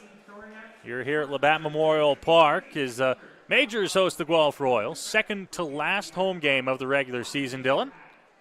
Yeah, nearing the end of the regular season here. We've had a couple of questions in the chat asking where Majors catcher Eduardo De Olio is. He's dealing with a bit of a wrist ailment at the moment, so he is not in the lineup for London tonight as guys just trying to get healthy for the playoffs, right? You want to make sure that you are in your best possible condition for the moment where the playoffs roll around and everything matters for this Majors ball club. So DeOlio getting a night off here.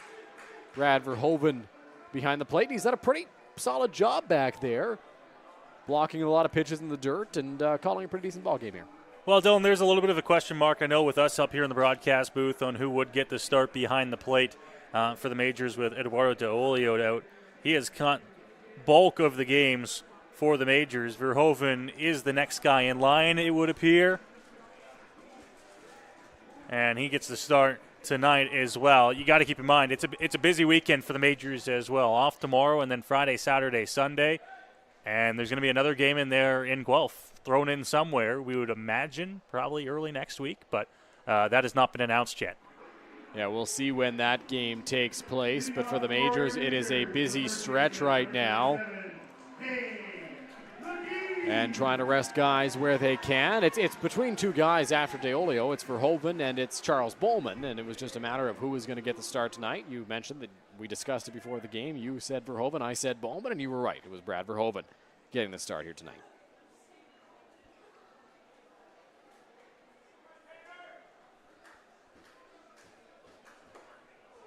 So a swing and a miss on the first pitch of the inning. That one up in the zone, and Claudio Custodio gets ahead here. Majors here in the bottom of the 4th inning. Kane McGee will lead things off here for London. That one missing, moves the count to 1-1. Kane McGee, if you'll recall, last time got ahead in the count early, but then struck out against Custodio. Takes that one low, and the count moves to 2-1. Similar start to what we saw from McGee in his last at-bat against Custodio. Custodio never an easy opponent when you're in the batter's box. Ready for the 2-1. Custodio outside, and now it's 3-1 here on McGee. Jordan Schulafan stands on deck for London. Dan Patel behind him.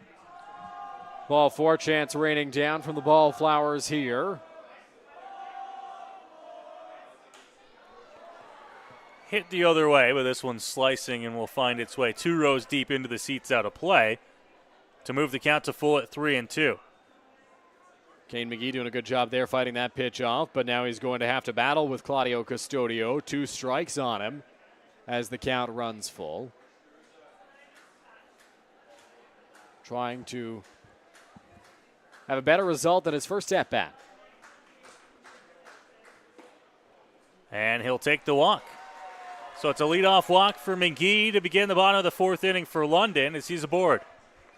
McGee, a high on-base percentage guy, does a good job there of working that walk. It's not easy against Claudio Custodio because everything he throws you looks enticing and appealing to hit, but McGee able to lay off some tough offerings there, fight off some good ones, and he will reach first base with a walk. Kane McGee was a guy who got hot for the majors for a good stretch there.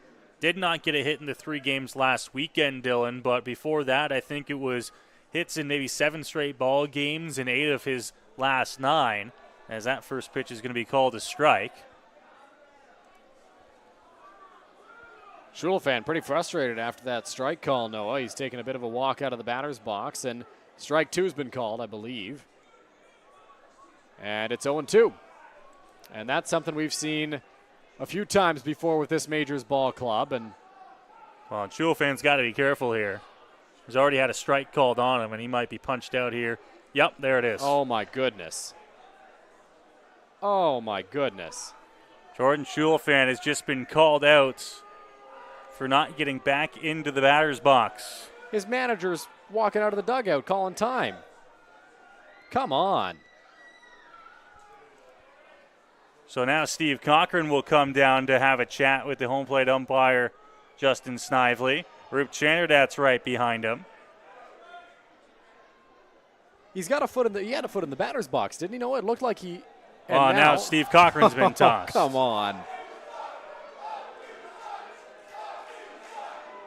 Well, in shades of last week for many of the Majors fans here, we saw a few ejections in last week's ball game, including one of the fans in the front row. That was with Justin Snively behind home plate. Here's what I don't understand, Noah, and perhaps you can clarify this because you're an umpire yourself. I'm not. Was Jordan Schulfan not close enough to the batter's box there? And Roop Chanderdat was making his way onto the field. Steve Cochran walking towards the batter's box. If you're going to call strike 2, you're going to call strike 2. But strike 3 with a couple of coaches walking towards the plate, I don't know. It's a discretion thing, and one thing to keep in mind here, the batter's box now is imaginary. If we look down there at home plate right now, it does not exist. So to say there's a foot in the batter's box that isn't labeled, but I agree with you. It's one thing to call the second strike. It's another thing to call him out there. Instead of simply, let's just step aside here and see. But now the Majors will have one out here in the inning after what will go down as a strikeout on Jordan Schulfan. And there's one gone here in the inning. Brent Wales will take over as the third base coach for the Majors for the rest of the ball game, as that one's called a strike on the inside edge. The count moves to 0-1. No, correct me if I'm wrong. Is that Steve Cochran's first ejection as the Majors It coach? might be. It might be. He's been on the other side of a few ejections as an umpire, but I think that's the first time he's been thrown out since joining the Majors coaching staff.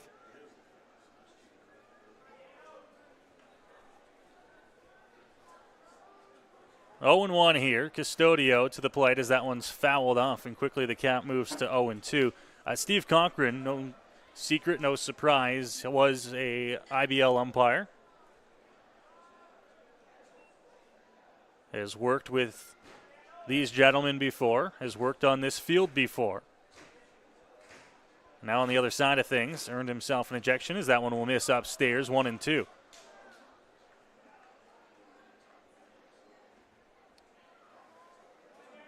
Dan Battelle behind the count 1-2. He is 0 for 1 on the day today. That one will miss to him, 2-2. Kane McGee still over at first base, led off the inning with a walk.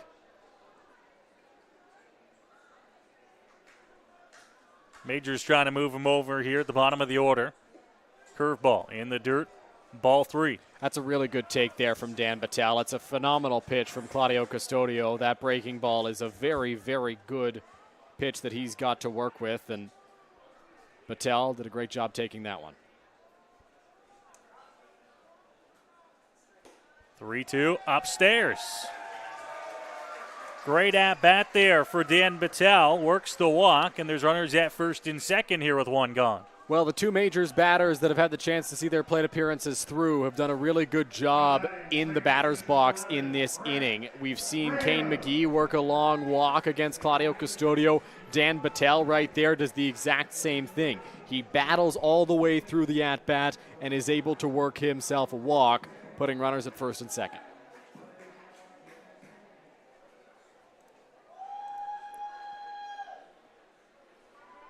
One gone here, and the Royals Also going to play a little bit in here, protect against what could be a sacrifice bunt from the Majors. First pitch, and that one's fouled straight back by Brett Graham. Moves the count to 0-1.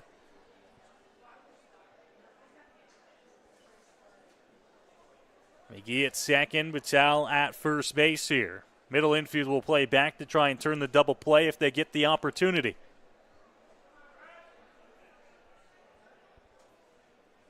Custodio checks, now delivers to the plate. Great breaking ball, and it's 0-2. That's a really good pitch from Claudio Custodio. I mentioned it there when Dan Battelle took a similar pitch to that one for a ball. That's a really hard pitch to lay off of, even more difficult as a right-handed batter.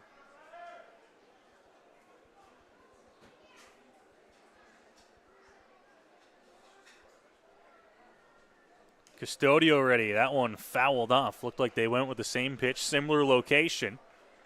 But Graham able to get a piece of it and stay alive. Yeah, not an easy task to even get a piece of that pitch, but Brett Graham able to do just that, fighting it off and staying alive. One gone here in the inning. Royals trying to work out of it.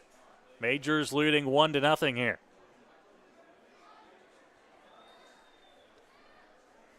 Looking back, Custodio.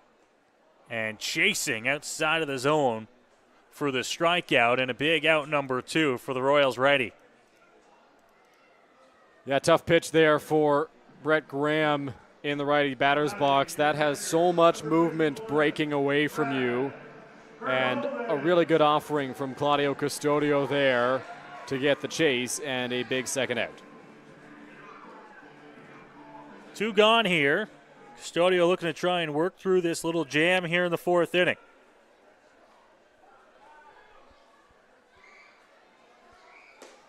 And a healthy cut there on pitch number 1. It's there for the strike. Brad Verhoeven, the catcher, is the batter here. Top of the order on deck here for London if Verhoeven can extend the inning.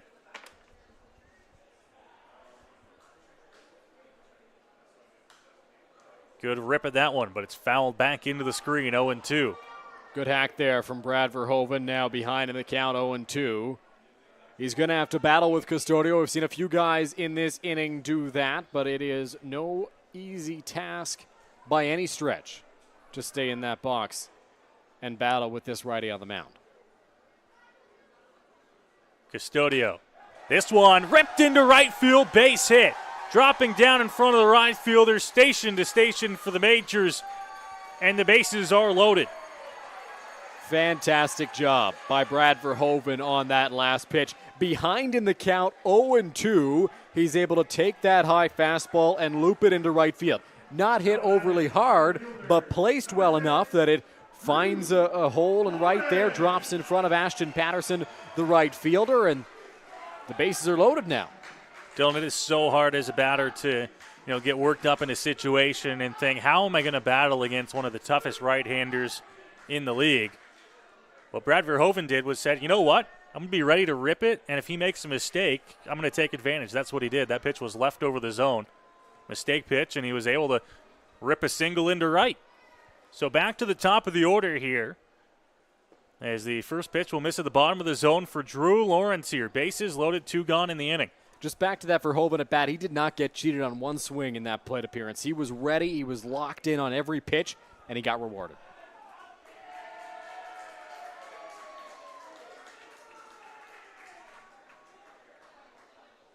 It's a 1-0 count here on Drew Lawrence. Custodio with the bases loaded here in the bottom of the 4th, looking to work through it. His pitch count near 70 here so far tonight. Bottom of the zone called a strike. Lawrence can't believe it. It's 1-1. Drew Lawrence got to be careful here, but he gets right back into the box very quickly. Ready to hit. That one was close. Fans giving it to the umpire here.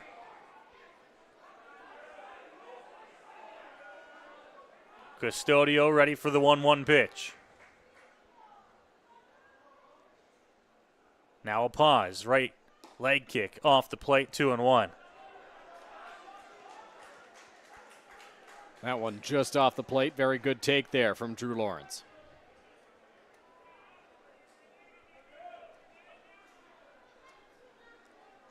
So a favorable count here for Drew. We'll see if he takes a good rip at this one. 2-1, Custodio is going to step off the back of the mound.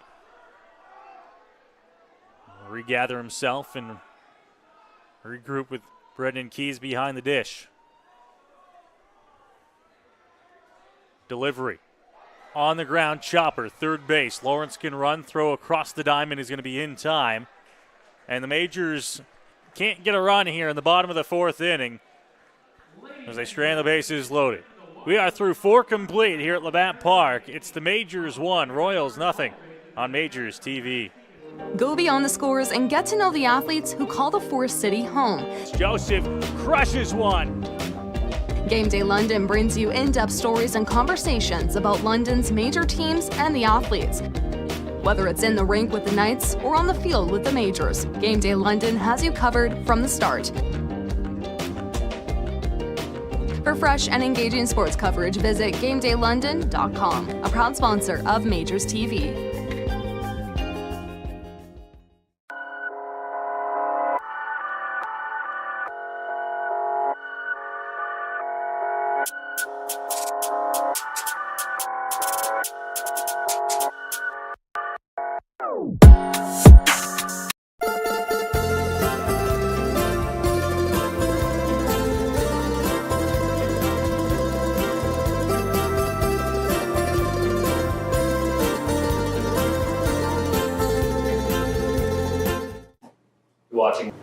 You're watching London Majors Baseball. London Majors Baseball. London Majors Baseball on Majors TV.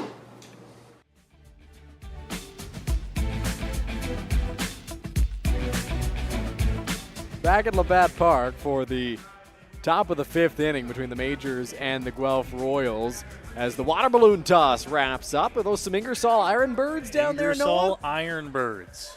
That's a deep One of my cut. favorite local names, by the way. Yeah, it's a good name and a cool logo, too. I'm a big fan of that logo.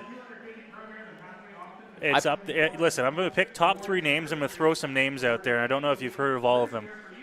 Favorite names out there. Okay. Local team, the Delaware Camoka Membridge's River Cats. Love the River Cats name. What we just saw there, the Ingersoll Ironbirds. Okay. And then going up a little bit, Teeswater. The Teeswater Otters, I believe they are. Teeswater Otters? Teeswater Otters. Say that 10 times fast. I love that. I couldn't place Teeswater on a map, but I love the name. I think it's up north a little bit. And when I say up north, like it's not that far.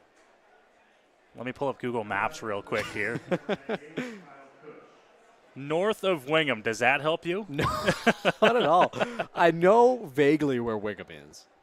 And it's really vague in my mind where Wingham is situated. So you're past Wingham, but you're not quite up to Walkerton. That doesn't help you at all. I know it doesn't. There's a blank look on your face. Well, I've heard the name Walkerton. Just head north. You'll find it. First pitch to Kyle Cush, line straight back. I know Wingham because they're the home of the Iron Men, right? Yes. Junior C team. But I don't. And if you go north, you'll get to Walkerton, home of the Walkerton Hawks if we're talking some junior hockey. All right. Kyle Cush in the batter's box here against Owen Boone. 0-1 count. Here's the pitch. In there for strike 2. Cush was set down on strikes in his first at-bat, and he was not happy about the call.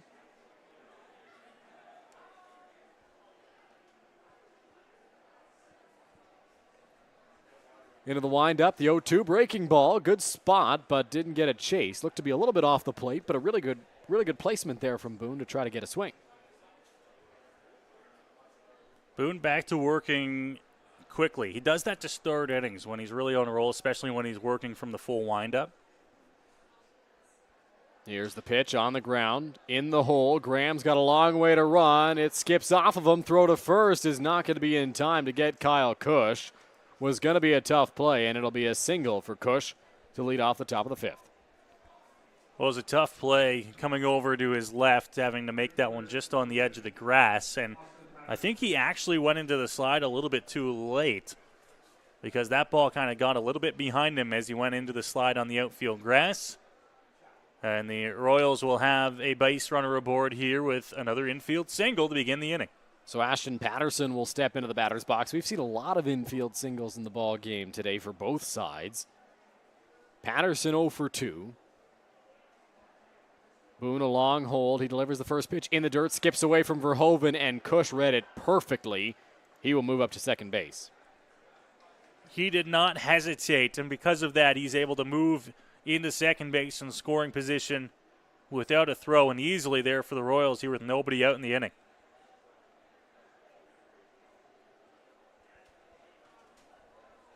One ball, no strikes.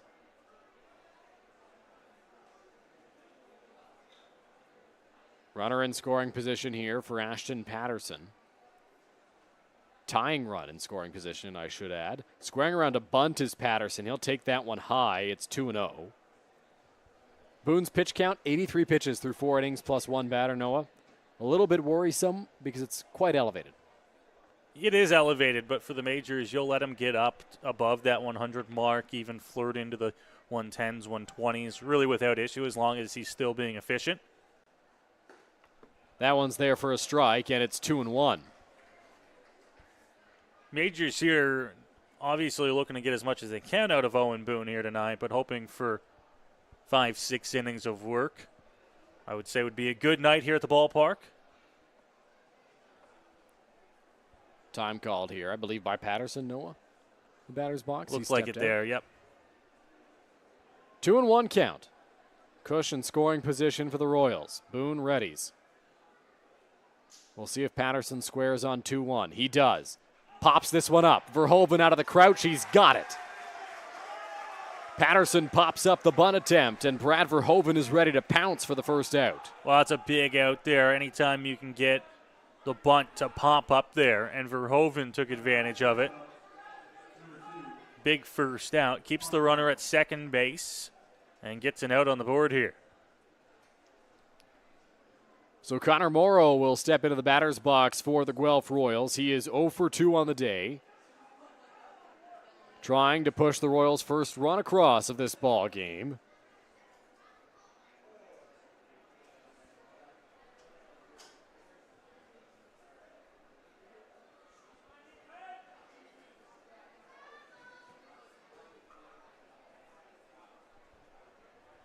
Boone peeks back at second and delivers. Breaking ball. Misses for ball 1.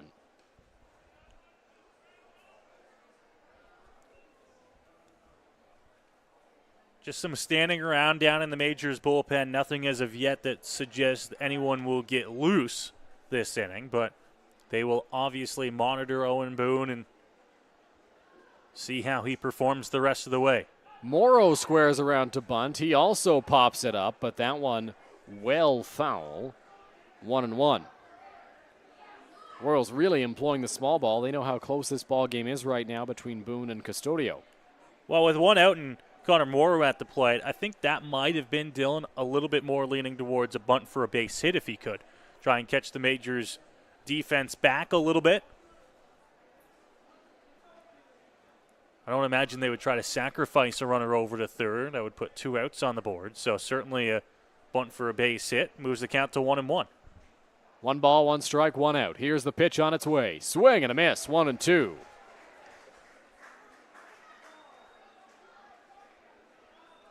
So they climb the ladder a little bit, up in the zone with the fastball there and able to get the swing and a miss. Defense can retreat a bit. Going safely, there's not likely to be a bunt attempt, and ready for the 1-2. 1 ball, 2 strikes. Boone set out there on the mound. Cush the leadoff of second. Here's the pitch. Breaking ball on the ground. Shortstop Reyes Cruz waits back on it. Has to fire a strong throw. It's off the mark. McGee blocks it but can't squeeze it. And that will allow the Royals to put runners on the corners with 1 out in the 5th. Well, that was going to be a tough play at shortstop. And you know what? Early on, Reyes Cruz had to make a decision right away if he was going to sit back on that one or attack it. And I think the runner, with Cush coming across from second to third, I think that kind of got in the way of him and made it so the only decision he had, Dylan, was to wait back on the ball. And even if he got that throw on the money and in time, I don't know if it was going to be fast enough to get the runner coming down the line. Yeah, I agree with you there, Noah. I think that had the runner not been there, Reyes Cruz charges that baseball, likely gets the out, but because he had to wait back, that caused some issues. So Tying runs now at third base for Josh Garton. Go-ahead run stands at first. Boone looking to roll a double play ball as the first pitch misses off the plate low and away. 1-0 the count. Garton here in a spot where he can bring home the tying run for the Royals. What he's got to do is avoid hitting it on the ground. Anything airborne is a good at-bat here for Garton. 1-0, cut on and missed, 1 ball and 1 strike. Big swing there from the Royals second baseman. Even if you're not able to get the job done, you want to keep this inning going. Stay out of the double play at all costs here. 1 ball, 1 strike, 1 out. Here's the pitch. On the move from first is Morrow. Verhoeven's throw, cut off by Reyes Cruz. Coming home, Cush the tag! And they got him! A beautifully executed play by the Majors. Verhoeven to Reyes Cruz and back to Brad Verhoeven to cut down the Royals trying to steal a run at home plate, and there's 2 away in the top of the 5th. Dylan, I didn't catch out of the corner of my eye if Kyle Cush took off right away, but he made a dash for a home plate after the throw down to second, which, by the way, might have had enough to get Connor Morrow, but they cut it off, went home with it, and now there's 2 gone here. Count moves to 1-2 on that as well. Yeah, that last pitch a strike. So Morrow swipes second. He's the tying run in scoring position now. Garton ready in the batter's box. Score that a 2-6-2 caught stealing.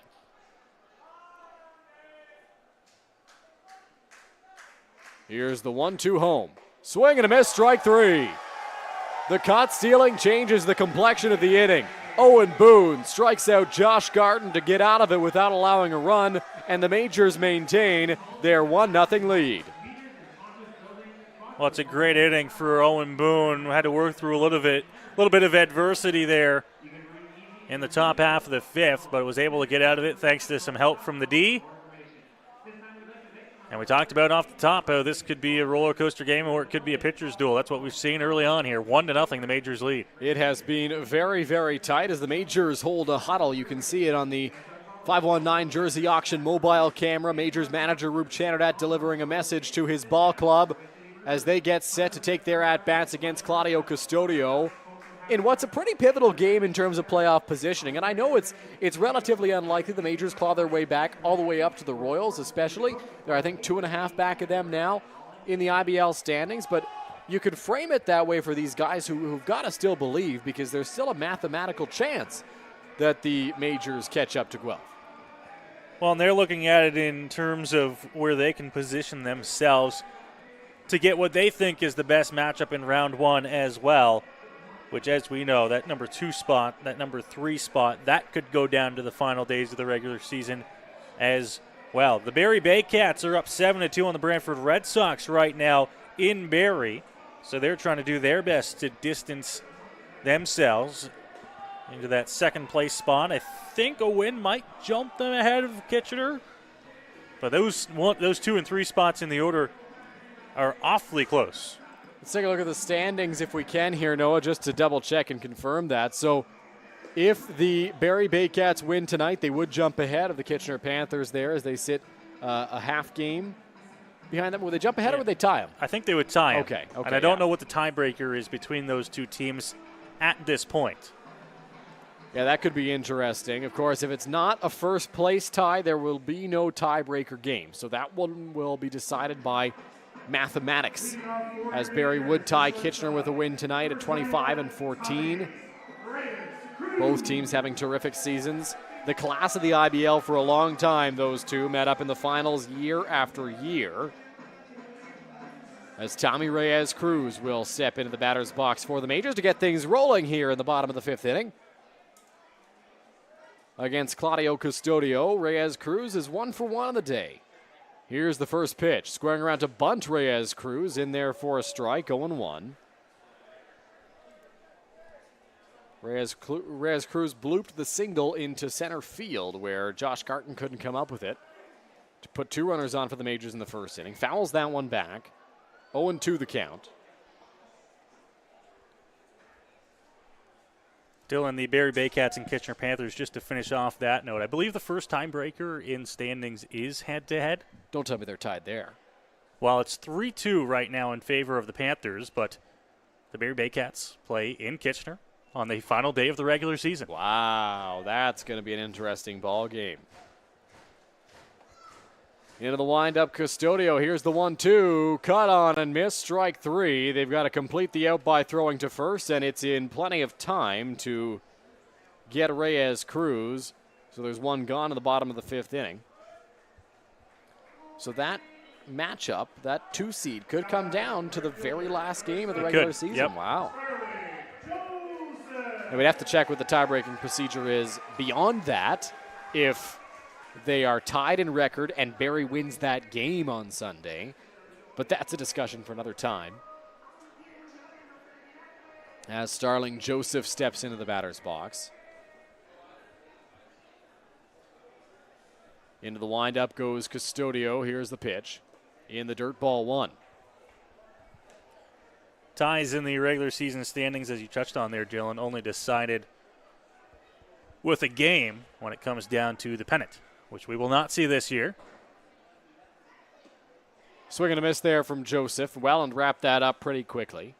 Is there also, so if teams didn't all make the playoffs, if there was one team that was left out but there was a tie for the final playoff spot, I believe there's also yes, a I believe so playoff as well. in that scenario. Yep. So I'm not sure what the IBL's plans are with the playoffs next year when Chatham joins the league, but if there's ever a tie for the last playoff spot, that would be decided by a 1-game playoff as well, if the IBL ever gets to a point where there are teams that are left out of the playoff picture. And one would think that with the IBL supposed to be moving to 9 teams next year, with the Chatham-Kent Barton Stormers hopping into the league, they would keep the playoffs at 8 teams. 2 balls, 2 strikes, the count here to Starling Joseph. A look at the crowd. I don't think they caught the baseball. No, that one went over their heads, but they're still happy. They're still enjoying their Wednesday night here at the ballpark. They were close. Into the windup, Custodio. The 2-2 in the dirt. Joseph did a good job laying off of that pitch, and it's 3 balls and 2 strikes.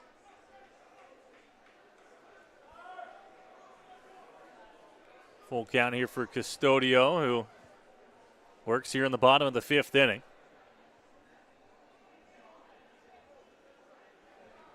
Three balls, 2 strikes. Custodio into the windup. Here's the pitch to Joseph. Breaking ball. Called strike 3.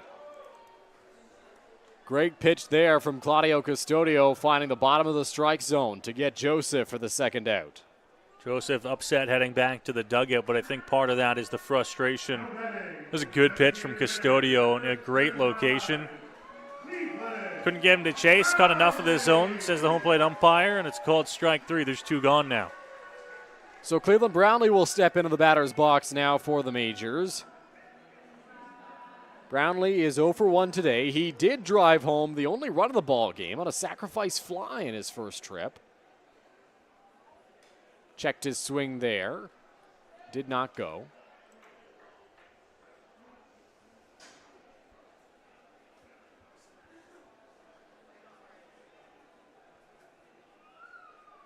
That one cut on and missed. 1-1. Some big cuts here from Cleve early on in the ball game in the first few at-bats here tonight.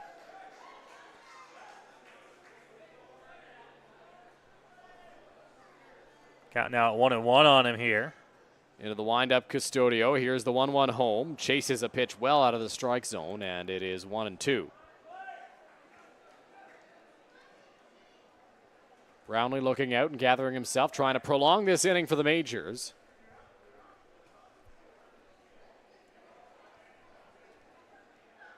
Into the windup. Here's the offering. Swing and a miss. Strike 3. Custodio gets him to chase a good breaking ball just off the plate outside, and that'll do it for the bottom of the 5th inning. Majors continue to lead 1-0 after 5.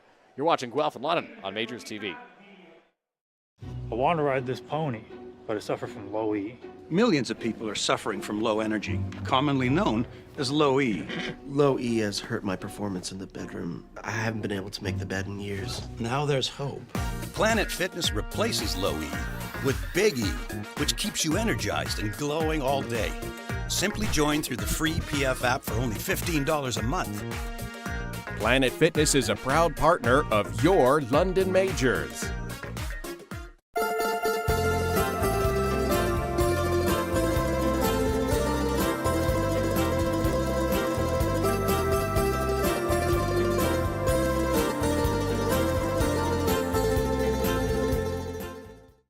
You're watching. Here's the pitch. Joseph drills it to right center field. That ball's going back to the warning track, to the wall.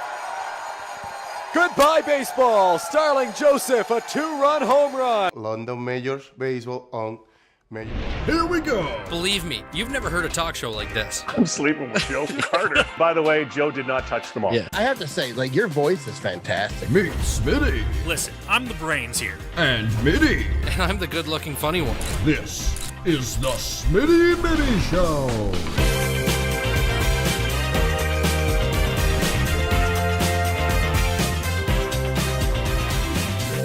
Catch new episodes of the Smitty and Mitty Show.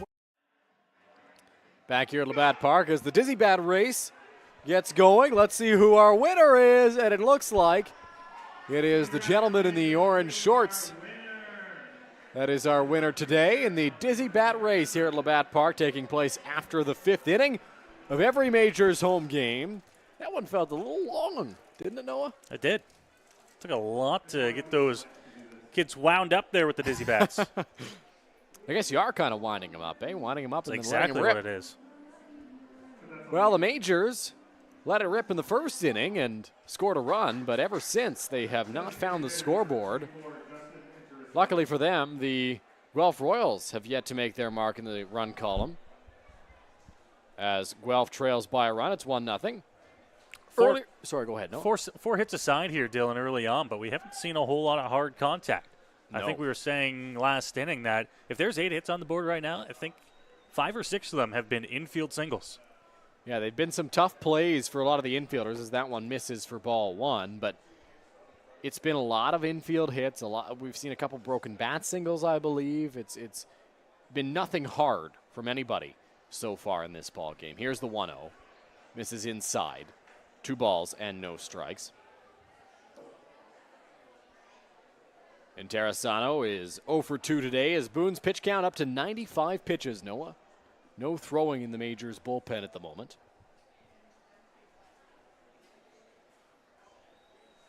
2-0 home. In the air, hit hard down the right field line. That one will stay fair and roll towards the corner. And Terrasano around first. He will charge hard for second. The throw from Joseph is a good one. Reyes Cruz the tag. Not in time to get in Terrasano. The throw just a little bit off the mark, and Justin Terrasano hustles his way into a leadoff double. Well, he ripped that one down the right field line, and actually by the time he got to first base and was ready to round and head to 2, he got a good look at Joseph out there in right field heading to pick up the ball and knew he had to get on his horse and get to second. And fortunately for him, the throw just enough offline that he was able to slide into the left side of the bag safely with that leadoff double. I think there was a brief moment there where Terrasano thought about staying at first base but elected to push it, and he gets rewarded as he comes into second with a leadoff double, and that'll bring up J.D. Williams.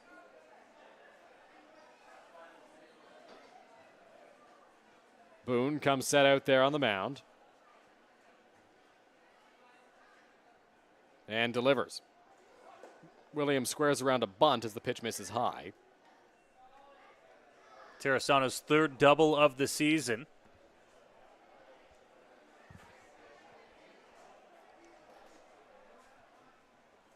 Boone looks in for the sign.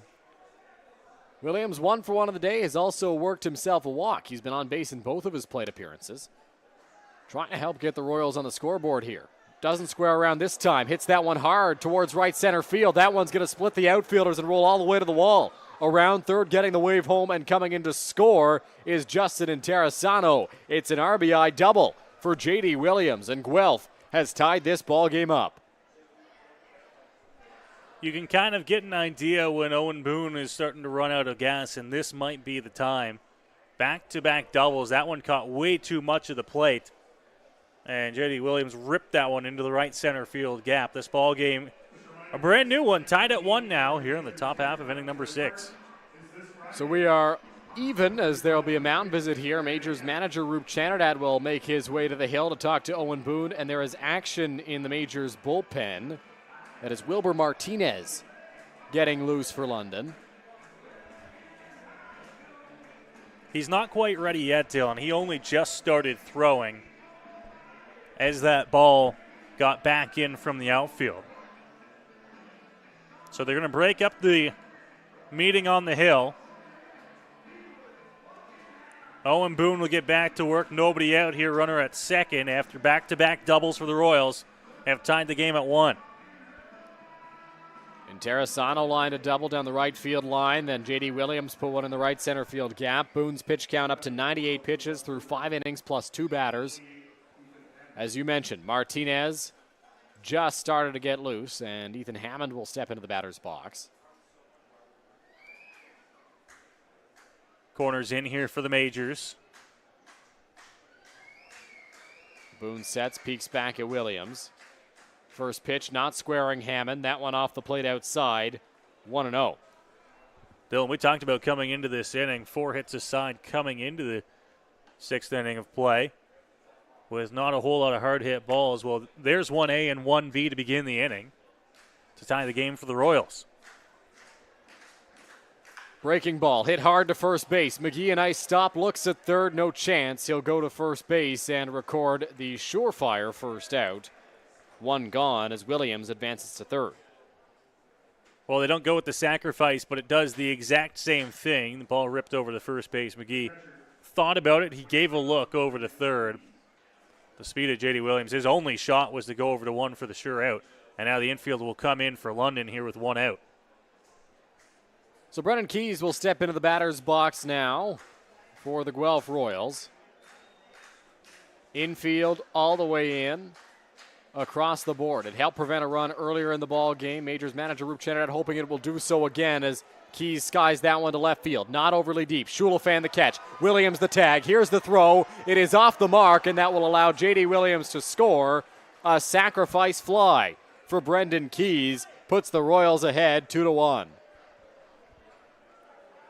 Well, that ball wasn't hit overly hard out to left field. Jordan Schulafan got underneath it in plenty of time, but the throw just came up the third baseline. Verhoeven couldn't get it, and now the Royals have the lead here with 2 quick runs in the 6th inning. So that'll bring up Mike Chiquetto. Chiquetto is 0 for 2. Boone into the windup. Here's the pitch. Breaking ball. Swing and a miss. 0-1.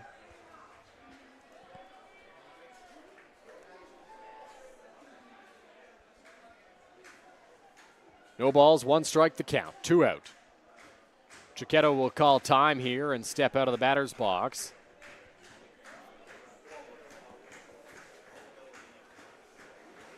Oh, 0-1 the count. Into the windup, Boone. Breaking ball off the plate outside. It is 1 ball and 1 strike.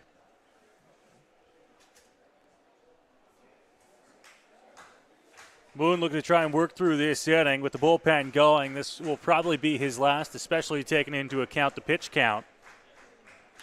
That one smoked by Chiquetto over the head of Battelle into left field. Schulafan cuts that off, and it is a 2-out single for Mike Chiquetto, and the Royals extend this inning. They've got a runner at first with 2 out. Well, we talked about the doubles to begin the inning back-to-back to put the Royals in the spot here to take the lead, and now that one probably the 3rd hard-hit ball of the inning. Owen Boone looking to try and get through this inning if he can, but the bullpen appears to be ready. Wilber Martinez has been getting loose for a few batters now. Out in that Majors bullpen down the left field line. Kyle Cush will step into the batter's box.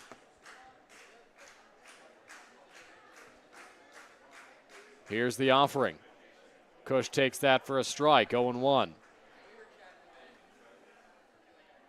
Boone's pitch count over the 100 marker. 7 hits in the ball game now for the Royals here, who now have their first lead of the ball game at 2-1. 0-1 pitch on its way. That's off the plate outside. It's 1 ball and 1 strike. And you can tell for Owen Boone, obviously the pitches being left over the plate is tell number 1, but he's starting to fall off the hill a little bit more here. He's trying to empty the tank and finish this inning. Boone sets up at 106 pitches now through 5 2/3. That one will miss, and it's 2 balls and 1 strike to the Royals' third baseman. Kush putting together another good at-bat here for Guelph and trying to keep this inning going. They can tell that they've gotten to the Majors starter, and they want to get into that bullpen. Here's the 2-1 home, fouled off by Kush.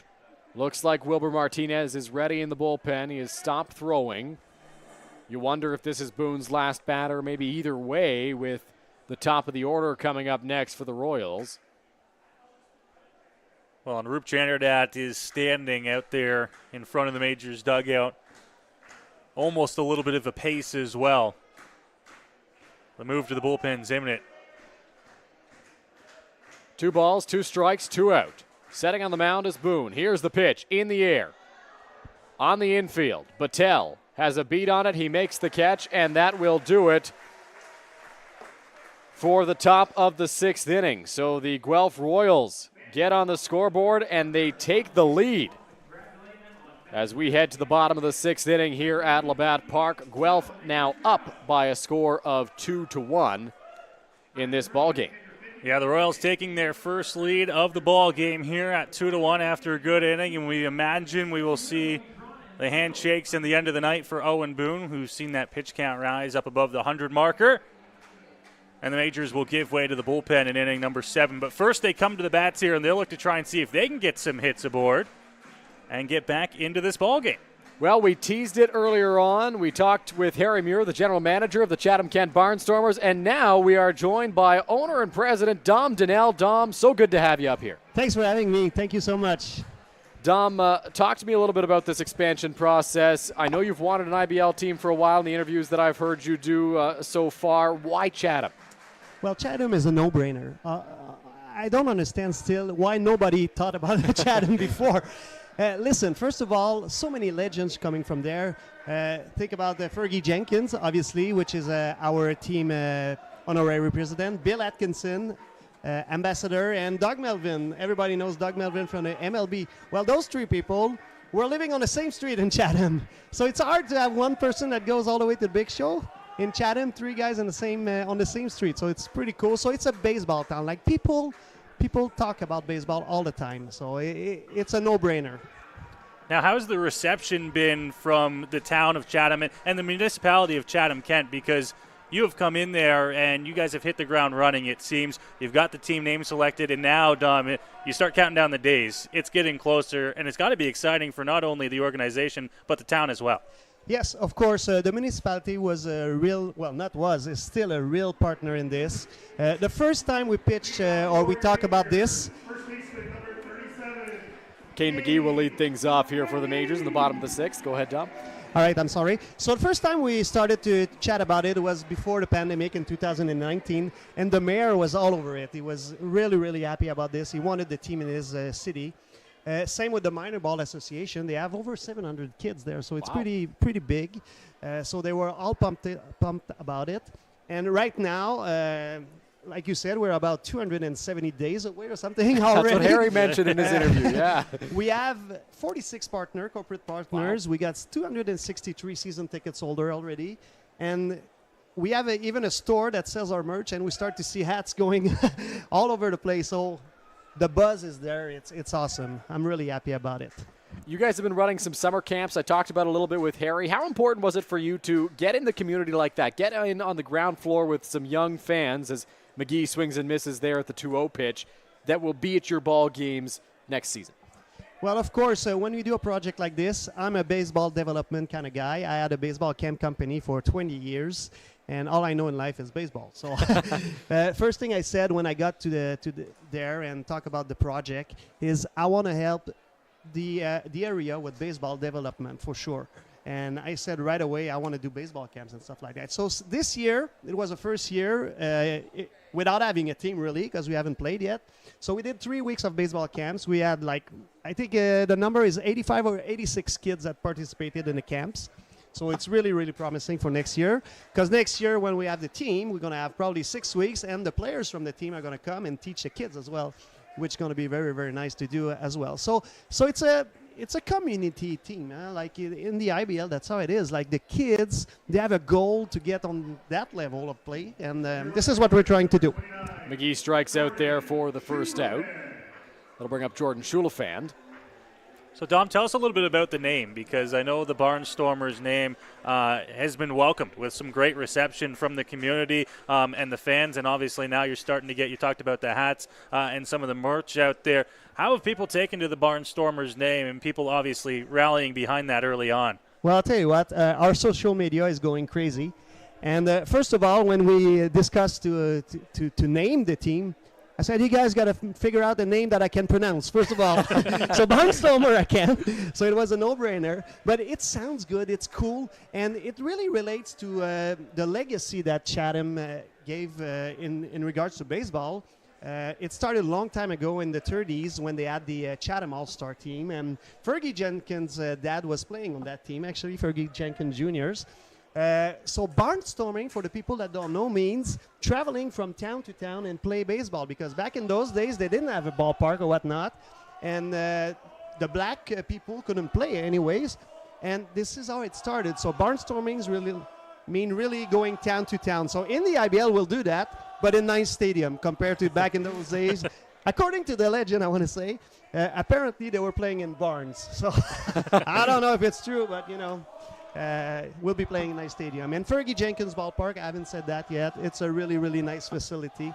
The playing surface is as good as any ballpark in the minor leagues. Same as Labatt Park is huge, it's nice.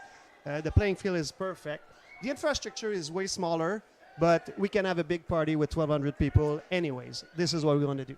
Well, I had the chance to play at Fergie Jenkins Field, and I was blown away by how good the field is over there. As that one is ball 4 to Jordan Schulefand. He works a walk.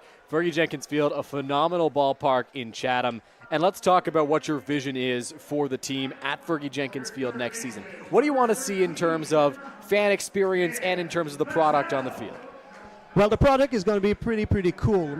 First of all, it is different from other franchises. I realize it, but it's okay. I want to have a party. I'm a baseball guy, but I'm also a party guy, and I like family, and I like to have fun. So our gates will always open 2 hours before every game. So that will give a chance for the fans to see a portion of our BP, batting practice, and the opposing team. Plus, we're going to have live band before the games, live band after the games, and yes, win or lose, we're going to still have a band after the game, and lots of fun. Dan Battelle smokes this one to center field, but J.D. Williams doing an impressive job of tracking that baseball down for the second out here in the bottom of the 6th inning. So what I want to do is have some fun and make sure the family have fun, too. It's family entertainment in a way, and this is what we really want. Absolutely. Well, I know that Chatham Kent is very excited to see what this ball club has to offer, and you guys are really making an effort to get involved with the sponsors as well. I heard on your social media the other day that you guys are having sponsor lunches every once in a while, too, to get to know your sponsors? Yes, the way we work, right now we have 46 partners so far, and we need more, and we're going to have more, because starting a franchise, it costs a lot of money, to be quite honest. So because we don't have fan base yet, we need the corporate support, and we do have it, so this is nice. So yes, every 2 months, we do a lunch with all of our partners, and we bring 2 special guests. One time we had the mayor and Fergie Jenkins. We had our team ambassador, and we have a chiropractor and things like that. We bring people to chit-chat and to network among each other. This is very, very important. So we want to help our partners, our corporate partners. By doing network, it helps their business, and it helps us as well, for sure.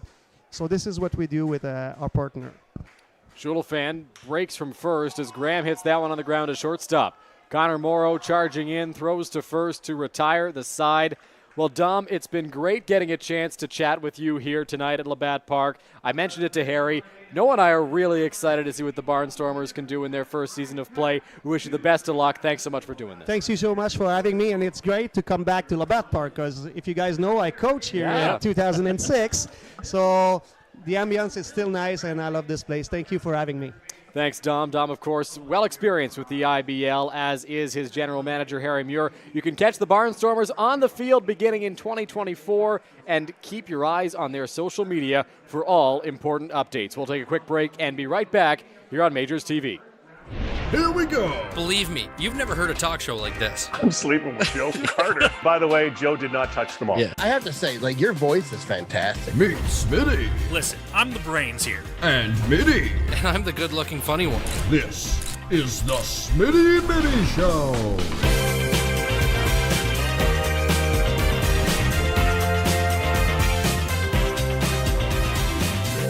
Catch new episodes of the Smitty and Mitty Show wherever you get your podcasts.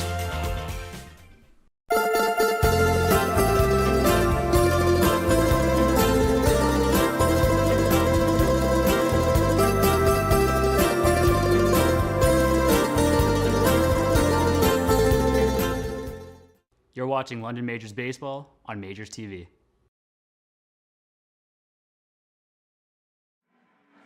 Back now at Labatt Park as Wilber Martinez takes the mound for the London Majors. Out of the bullpen in relief of Owen Boone as Dino Rumel discusses things with the umpiring crew here at Labatt Park. Martinez takes over for Boone. Noah, who had a pretty solid outing at times, had some issues with runners on the base paths, but overall, a very good job once again by Owen Boone.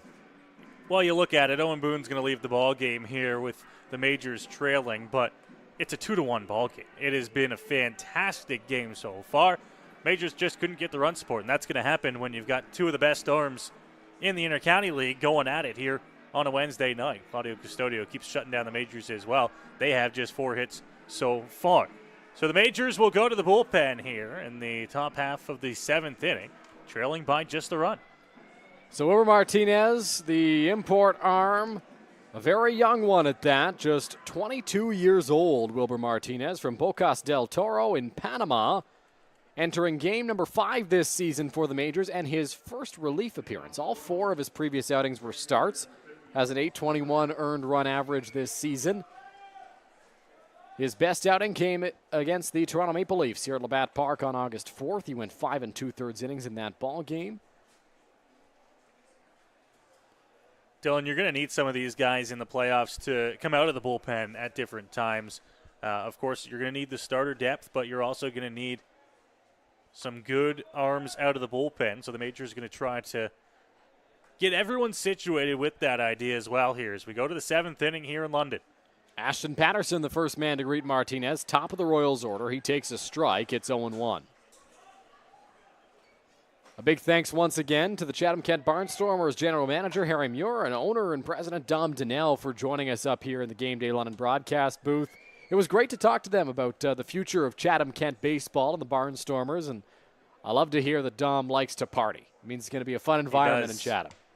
Yeah, this is the second time I've had a chance to talk to Dom. I had a chance to bring him on my podcast earlier on, and it sounds like it's going to be a fun time, a fun atmosphere at the Barnstormers games in 2024. The 1-1 to Patterson popped high in the air, shallow left field. Reyes Cruz going out. He's got it. And there's one away now in the top of the 7th inning. We had a chance to talk to Harry Muir about it as well when he came on and joined us earlier on in the ball game, Dylan. But for those that are at home watching right now wondering, why are these gentlemen on our broadcast? Well, obviously, we're excited to have a new franchise in the Intercounty Baseball League. We like to promote them. They'll promote us in turn. And I think it is going to be a big rivalry. Obviously, geographically, London the closest team to the new Chatham franchise. But it's going to be kind of right in London's backyard, a new team showing up here. And I think from day one, I wouldn't be surprised if that first Chatham-Kent Barnstormers game is against the London Majors. That one misses outside for ball 1. That would be pretty exciting, I think. That's my plea, at least, to the schedule makers, if they're watching. Majors Barnstormers at Fergie Jenkins Field to open the inaugural season for Chatham-Kent. That'd be a fun time for sure. 1-0 count. Martinez delivers. Breaking ball, misses, 2-0. It wasn't originally scheduled to be, Dylan, but when the Welland Jackfish made the move from Burlington to Welland, it was actually London who played the first game at Welland Stadium. Yeah, a couple of rainouts. There's a rainout, a couple of rainouts earlier on in the Jackfish schedule that ended up being, I think, the Majors' third game of the season, but the Welland Jackfish first game. That one misses inside. 3-0 now from Martinez to Morrow. Welland Jackfish, of course, known for their fun in-game entertainment and the party that they throw at Welland Stadium. And that's what Dom and Harry and the entire front office of the Barnstormers are out here doing in the first place. They're going to the different ballparks. They're seeing what different teams are doing, and they say, you know what, we're going to kind of pick and choose. Obviously, they'll do some original stuff on their own, but they're going to kind of pick and choose aspects of game day operations that they like from different places. That one misses high for ball 4 to Connor Morrow, so he will reach first base with 1 out. And Noah, one of the things that I'm upset about is that the Welland Jackfish didn't have that donut game that they do in 2019 when we were traveling on the road, because I think you and I would make a great tandem in that donut race thing. I think we would, but we'd have to find our way down to field level. I think we could manage it. We could manage it. Josh Garten will step into the batter's box. He's 0 for 3 on the day. Connor Morrow stands at first base. Royals trying to add on to their lead. Martinez peeks back at first. He sets and delivers. Swing and a miss from Garten there. It is 0-1 off-speed pitch and a good one. Was able to keep Garten out in front of that one, who was trying to put a dent in that baseball, but the count moves to 0-1. No balls, 1 strike, 1 out. Setting on the mound, Martinez. Here's the pitch. Garten takes that one in there for strike 2. Unhappy with that call from the home plate umpire. Yeah, he thought it was off the outer edge, but Martinez gets the benefit of the doubt, and the count moves to 0-2. No balls, 2 strikes, 1 out. Martinez peeks back at first and sets out there on the mound. Here's the offering on its way. Breaking ball. Sharp bite to that pitch, but Garten didn't chase it, so it's 1-2. Still a very tight ball game as we move into the back third. Here in the top of the 7th inning. And of course, the Majors recognize that. They got to make sure this lead does not, or this deficit, does not get any worse. 1-2 count. Martinez trying to put away the big bat of Garten. On the move from first base, Morrow. That pitch inside. Verhoeven can't get a handle on it. And it'll be a stolen base for Connor Morrow, putting him in scoring position with 1 out in the 7th. Some aggressive base running from Guelph. They've been trying to pick up any bags where they can. It's paid off for them so far tonight. Count moves to 2-2. They've got a runner in scoring position for one of their most dangerous bats. Garten displayed his power the last time he was here. Has a chance to provide some insurance for the Royals. Breaking ball inside, 3-2. Martinez got ahead 0-2. Now the count runs full. Well, Martinez here in a little bit of a dangerous spot. Justin Terrasano is on deck for Guelph. He doubled his last time to the plate. 3-2, 1 out. Here's the pitch, well off the plate outside. It is ball 4, and Josh Garten will take a walk and toss the pads towards the fans that were heckling him, I think. Some fans in the front row down there, obviously giving it to Josh Garten. He usually makes give it the job to tougher for the bat boy as well. It does. He's now running all over the backstop trying to corral the equipment of Josh Garten. Unintended consequence, I think, for Josh Garten. I think the bat boy will take it. Yeah. Runners at first and second here, 1 gone. And in Terrasano, the batter, he doubled last time around. That began the inning. He scored the tying run, and then J.D. Williams came across to score the go-ahead run for the Royals. Here's the pitch. Inside, it's ball one. Wilbur Martinez will get himself a new baseball. Majors, at least in the short run here, will benefit from that canceled game last night because they have a few more arms here that maybe they would not have had they played in Guelph a night ago. They still have a busy weekend ahead, and they know that game is going to get rescheduled in short time as well. 1-0 count. Here's the pitch. Upstairs. The one downside to that rescheduled game is the Majors might be, and the Royals as well, might be a little more tired for their first round playoff series because all of a sudden they've got to play next week to make up this ball game, as Tommy Reyes Cruz will come to the mound just to try to calm down Wilbur Martinez, get him to settle in. Well, Dylan, let's say that for argument's sake, they do reschedule that game on Monday in Guelph. That would make it 4 straight ball games, Friday, Saturday, Sunday, and Monday for the Majors. And then they would have probably at most 2 days off before the playoffs begin. Well, if you reschedule that game on Tuesday, then all of a sudden you get a day off after the weekend, but you only have 1 day to rest and recover and get set for the playoffs. So it poses some challenges, and I'm wondering if it's on the table to not play it, if it doesn't end up mattering in terms of standings. But with how close it is right now, it might end up being a game that has to get played. Here's the 2-0 to Interessano, ball 3. Well, the more likely situation is that it's certainly going to matter for the Guelph Royals. Obviously, that could change, but they're in a spot now leading in this ball game where they're looking at trying to pick up as many wins as they can in the short final week of the regular season. 3 balls and no strikes. Great hitters count here to Justin Interessano. No action in the Majors bullpen. That finds the zone. It's 3-1.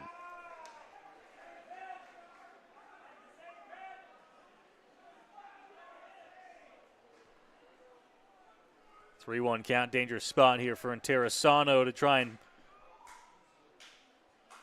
find a ball to the outfield and bring another run across here. Setting is Martinez. Here comes the 3-1. In the air, left center field. Schulafand giving chase. He reels this one in, makes a nice catch on the run, and that is the second out of the top of the 7th inning. Had to range over to his left, kind of into the gap to track that one down, but it'll keep the runners where they are. Now with 2 gone in the inning, runners still stand at first and second. So J.D. Williams into the batter's box.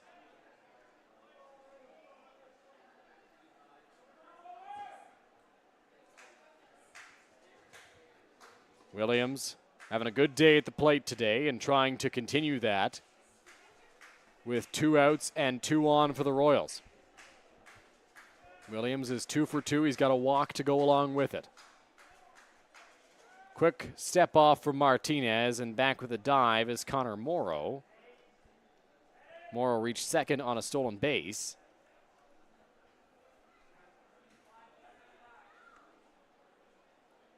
Royals out hitting the Majors 7-4. Do not have a hit in this inning, though they do have 2 base runners. As that one misses from Martinez, it's 1-0. Yeah, a couple of guys on base here in the inning despite not getting a hit. Have put themselves in a good spot here, but really looking to try and find that hit that can break this game open. And obviously, the way this game has gone, it feels like a hit could break it open, despite just being a 2-1 game right now. Martinez taking his time out there on the mound. Looks in, sets, and delivers. Low. 2-0. Pop-up started the inning, followed by 2 walks and a fly out. Made it a 2-out inning. Job not done for Martinez, looking to try and put away the Royals. 2 balls, no strikes. Here's the pitch. That will miss. 3-0 now on J.D. Williams. Martinez, taking his time between pitches, has struggled to find the strike zone. And he's behind in the count, in danger of issuing his 3rd walk of the inning, though no runs have come across. in this 7th frame for Guelph. Being forced to throw a lot of pitches. Ball 4. So J.D. Williams works a walk. It's Martinez's 3rd walk of the frame. It loads the bases, though there are 2 out. And Ethan Hammond will come up with a chance to do some damage. Yeah, he's looking for a big hit here that can bring in a few. Martinez has struggled to find the strike zone here in the inning. Does have 2 outs and does have himself in a spot where he can get out of it with no damage. But he's going to have to be good here against Ethan Hammond. No choice. Bases loaded, 2 out. Ethan Hammond in the batter's box. Has Morrow at 3rd, Garton at 2nd, Williams at 1st. First pitch from Wilber Martinez off the plate outside after a 4-pitch walk to J.D. Williams. You'd have to imagine the plan is to take until you see a strike if you're the Guelph Royals. Absolutely. They'll be taking until they get one. And then even after that, who knows? He has not been consistent in finding the strike zone so far this inning. 23 pitches for Martinez, 6 strikes up to this point. That one is there for strike 1, 1-1. And you know what, Dylan? If I'm Tino Rommel, I might put the stop sign up again. You know what? I might say make him bring it twice. He has not shown that he can throw strikes consistently here this inning. Of course, you have the bases loaded, so you don't want to pass up on a good opportunity. We'll see what they do. 1-1. Hammond on the ground, second base, moving over Graham. He will race Williams to the bag, and that is a race he will win to record the final out of this top of the 7th inning. Well, not exactly the way you want to go about it. The Majors get through it without allowing a run. And great job. And still some more words there for Josh Garton on his way off the field. To the fans in the front row here. Interesting. As Garton heads off, as do the Majors defensively, looking to get back into a tie or take the lead. The Royals in that inning, Noah, with the bases loaded, had a chance to get some insurance. Unable to do so. Do you need insurance? Our insurance guy, Eric Gagne's got you covered. Eric? This week's insurance tip, we're talking about auto insurance and auto accidents. I get this question many times. People are calling me roadside saying, what do I do? Where do I go? So the biggest thing to remember with this is making sure that you get to an accident reporting center. If you're in a city that has one, and if the vehicle's drivable, then you're going to drive over to the accident reporting center. But make sure it's drivable. You could be getting a tow truck to take you over there as well too. So outside of the city, you're going to probably call your local OPP detachment to find out how you're going to report that accident. The insurance companies need the report in order to get a claim started. So make sure you're calling your OPP if you're outside the city to report an accident, or within the city, you're going to go to your local accident reporting center. I'm Eric Gagne with our insurance guy. Now back to you guys in the Eric, thank you. Welcome back to the Game Day London broadcast booth here at Labatt Park. Majors trailing by a score of 2-1, and a new arm is on for the Guelph Royals. Noah, that is the right-hander Brandon Deans. And Dylan, maybe this is something that the London Majors can look out there and say, all right, now's our time to get going. They did not have any luck solving Claudio Custodio. Just 1 run, 4 hits through the first 6 innings here tonight. But Brandon Deans takes over on the hill. Still another good arm for the Guelph Royals, but for the Majors, maybe at least something different. 2-0 record in 12 games, all of those but 1 being out of the bullpen for Brandon Deans. He has 3 saves and 37 strikeouts in 27 2/3 innings pitched so far this season. Brandon Deans, a power righty from Humber College. And he will take over here for the Guelph Royals against the Majors as they try to tie things back up in this ball game. They trail by a score of 2-1 on this Wednesday night at the ballpark. We're so glad you're with us watching live on YouTube. It's always fun to have a good chat on a Wednesday night, and we've got a lot of people having some conversations in there. As Brad Verhoeven will lead things off, it'll be 9-1-2 for the Majors. First pitch from Deans. In there for a strike, 0-1.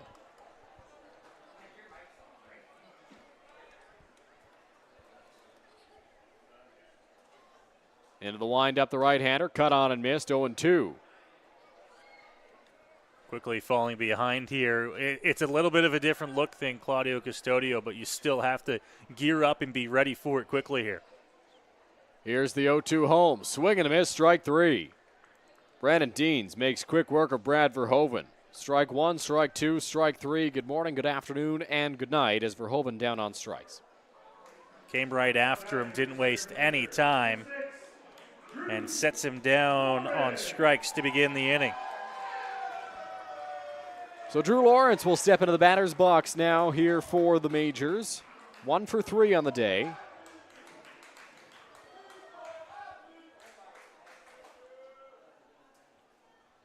Into the windup. Here's the pitch. Lawrence takes that for a strike.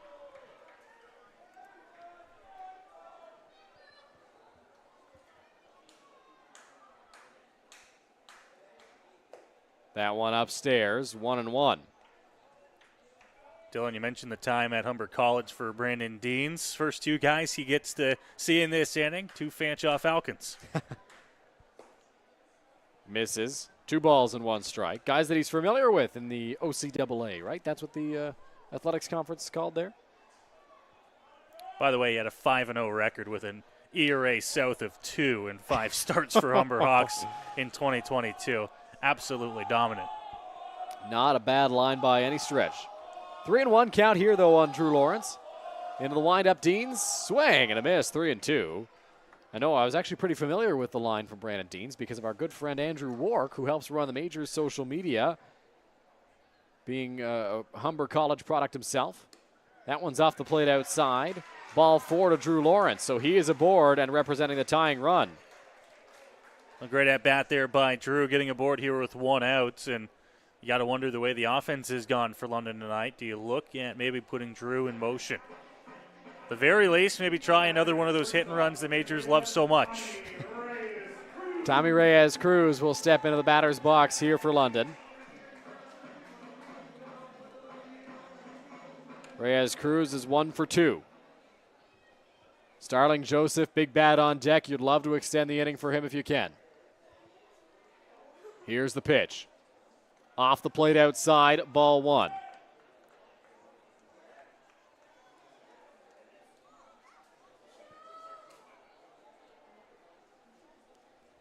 One and 0 count. Dean's ready. On the move is Lawrence. Cut on and missed by Reyes-Cruz. It will go to the backstop. Lawrence, I don't think, realized that.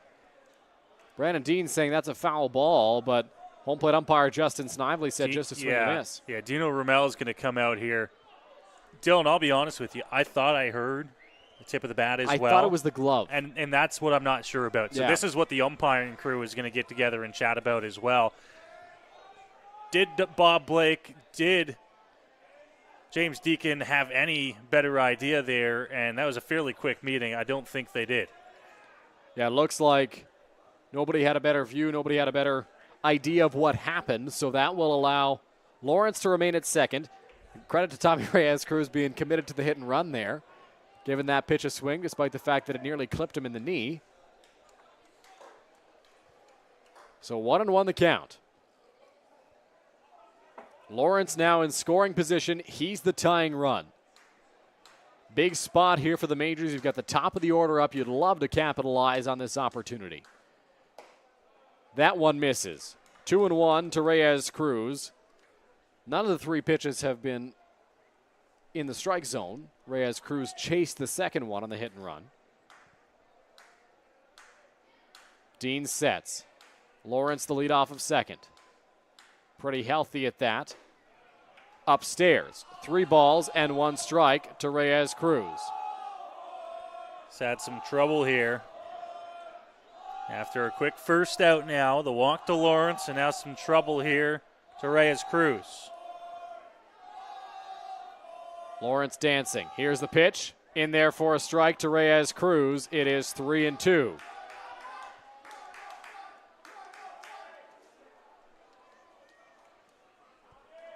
Three balls, 2 strikes to Tommy Reyes-Cruz. 1 out. Dean's ready. Here's the pitch. Swing and a miss, strike 3.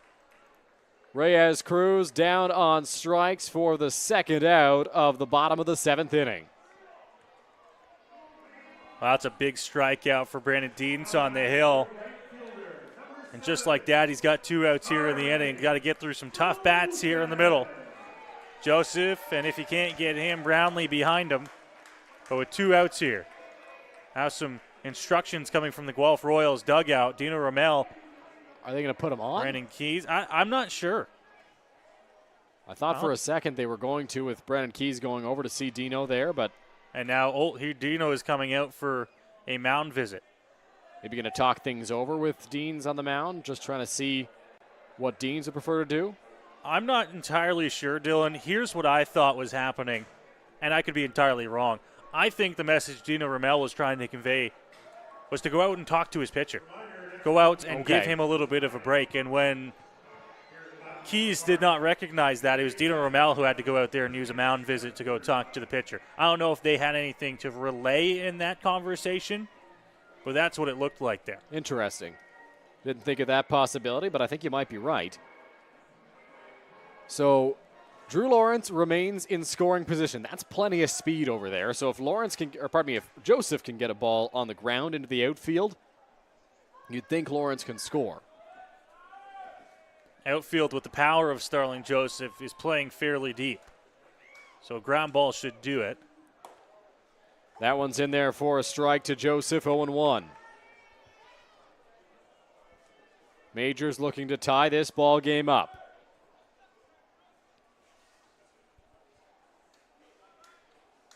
Dean sets.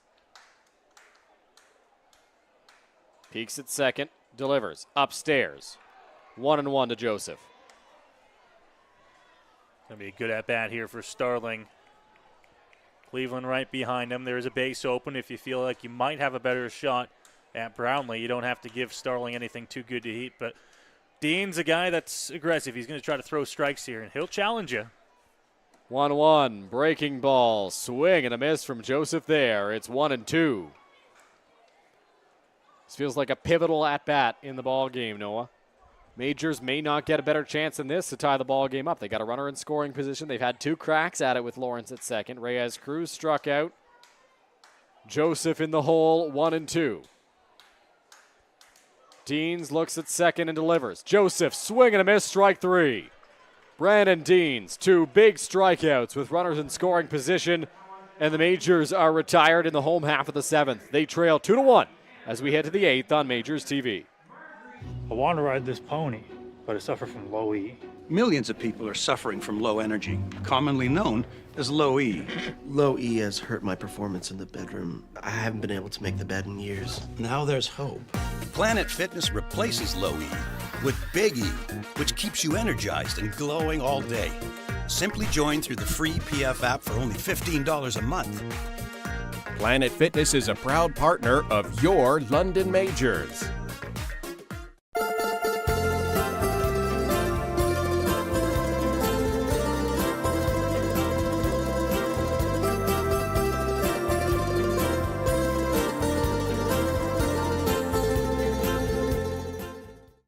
You're watching. Here's the pitch.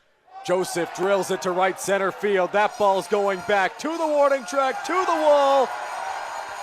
Goodbye, baseball. Starling Joseph, a 2-run home run. London Majors Baseball on MajorsTV.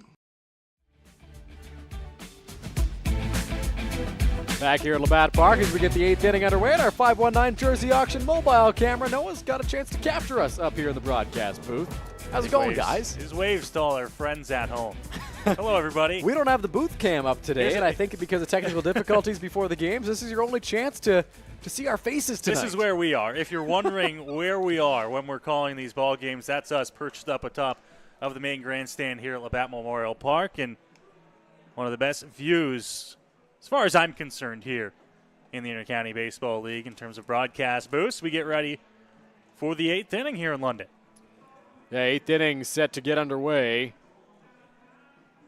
as Wilber Martinez will face the Guelph Royals for his 2nd inning of work. And Noah, in that first frame, Martinez, he didn't allow a run. He kept the Majors right where they needed to be, but he did walk 3 batters. Yeah, exactly. And the Guelph Royals are getting to a point here in the ballgame where they are, they're starting to chomp away. They're starting to feel like they can break the game open, but they haven't had a chance yet to find that big hit. It's still a 2-1 ball game. It's still a tight game as we now move to the 8th inning. I'll bring up Brendan Keys. First pitch will miss high to Keys, 1-0. He drove home the go-ahead run for the Guelph Royals on a sacrifice fly that plated J.D. Williams in his last plate appearance back in the 6th inning. Here's the pitch. Inside. 2-0. And Noah, you just turned off your fan. Is that the first time this season it's come off? It is cold. It's getting to that point where it's starting to, and I feel bad because it's only mid-August. There's been some chilly nights lately. There sure have been. Chilly being 15 degrees, by the way. But 2 balls, no strikes. Here's the pitch. Fouled straight back. It is 2-1.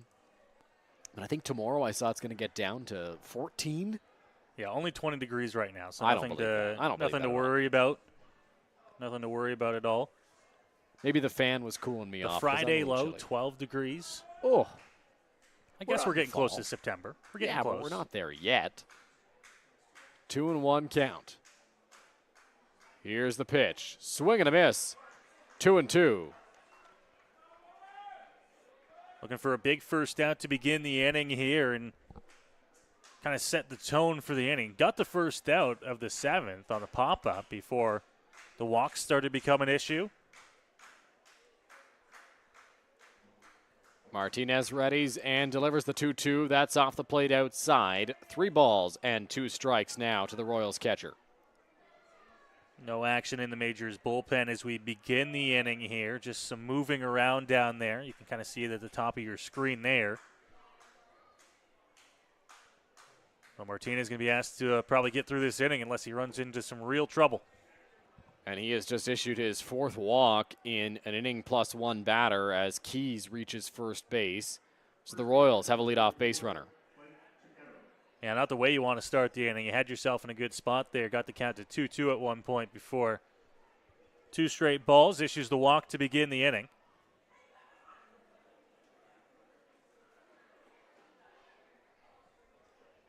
Dylan, as I check my phone here, looks like we do have a final in Barrie. The Baycats winning over the Brantford Red Sox. So Barrie has tied the Kitchener Panthers for the number 2 seed in the IBL at the moment, as that one's in there for a strike to Mike Cicchetto. Be big for those 2 teams heading down the stretch. Setting on the mound is Martinez. He delivers. Breaking ball. Swing and a miss from Cicchetto there. It's 0-2. Gets up 0-2 here, and this is where you got to be able to find the put-away pitch. 2 great pitches in a good location to begin the at-bat, and now you got to finish it off. Martinez peeks back at first base. Verhoeven calling for a high fastball.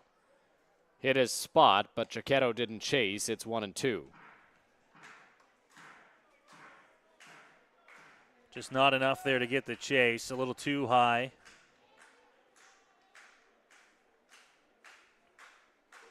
Count to 1-2. Here's the 1-2 pitch. Did he go? No, it is 2-2. Martinez, pardon me, ahead 0-2. Now it's 2-2. Exactly, and you can see him kind of thinking his way through the at-bat. I wonder if they go back to that pitch that they had success with twice to begin the at-bat. 2-2, nobody out. Here's the offering. Well outside. Cicchetto didn't even think about it, although Justin Snyder, the home plate umpire, threw his arms up. Was time called there? I don't think so. Yes, yeah, 2-2. Time called there, so maybe a break for the Majors. Yeah, Cicchetto stepped out of the batter's box, and I wondered if he just had no intention of swinging at that pitch, but with 2 strikes, normally you don't see that. So time was called at the last moment and granted by the home plate umpire. 2-2 count. Here's the pitch on its way. In the air, foul territory. It will drift out of play, and we'll try it once more on 2-2.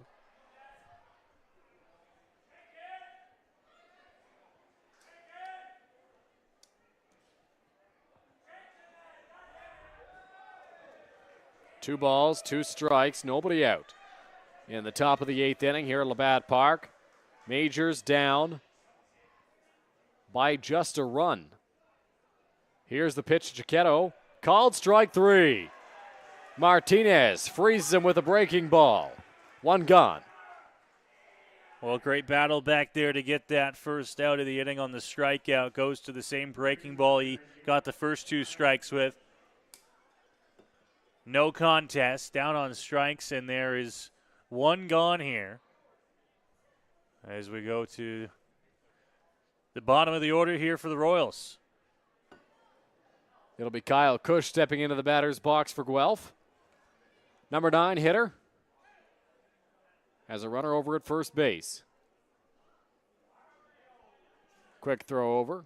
Well, not so quick, actually. And that allows the runner to get back safely. Just a check over to 1.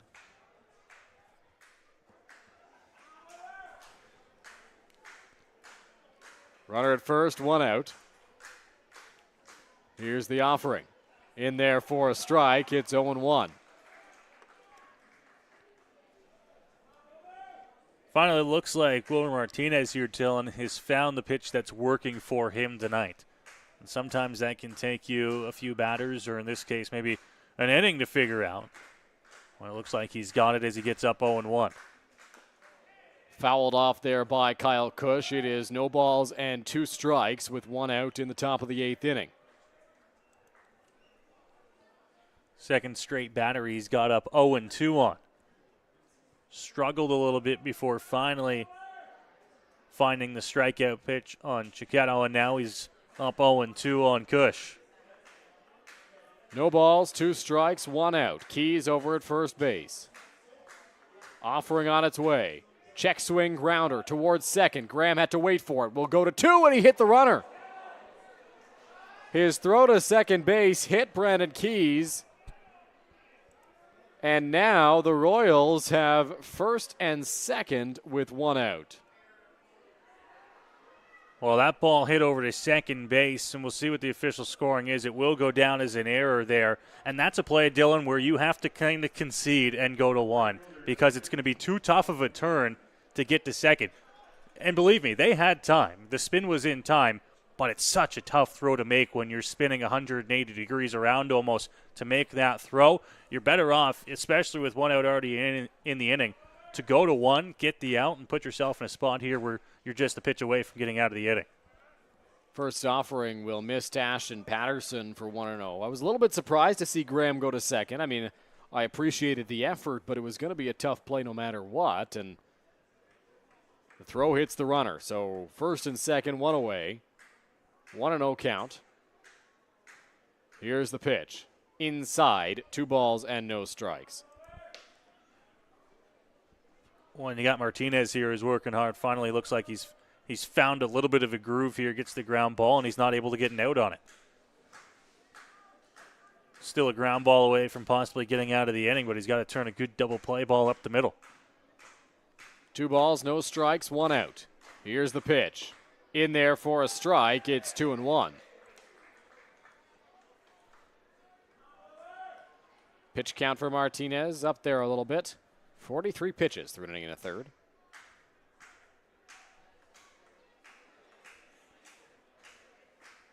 He steps off the mound now and will reset. Still no action in the Majors bullpen.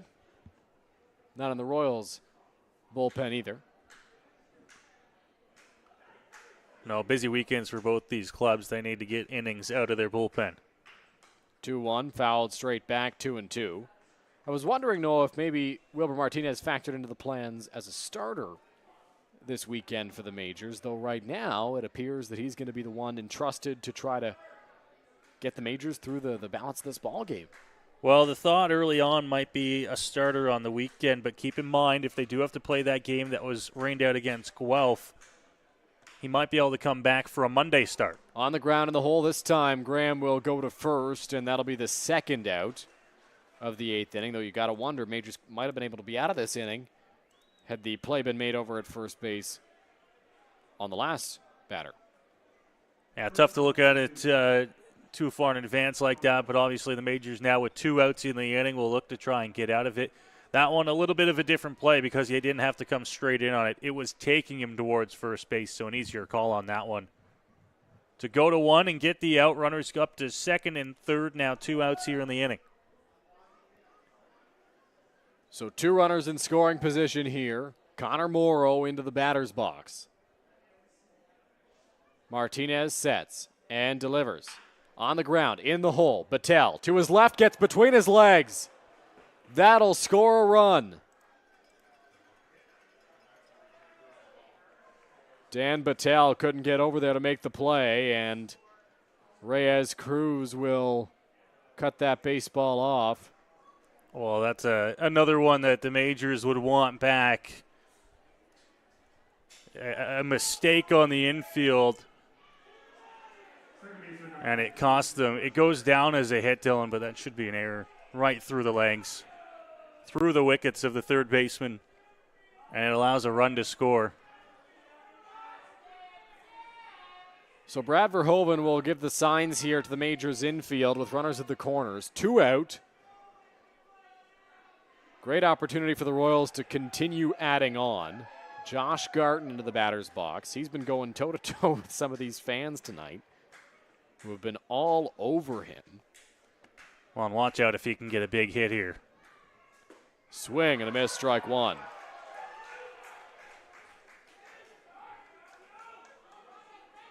They have been giving it to him tonight, and he has given it back when allowed. 0-1 on him here. He looks for a big hit. 0-1. Martinez sets and delivers. Swing and a miss. 0-2.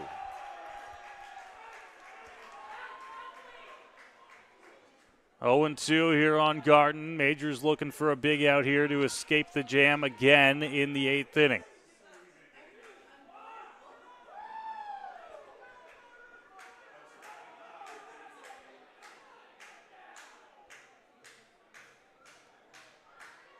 Here's the 0-2 home to Garton. Swing and a miss, strike 3.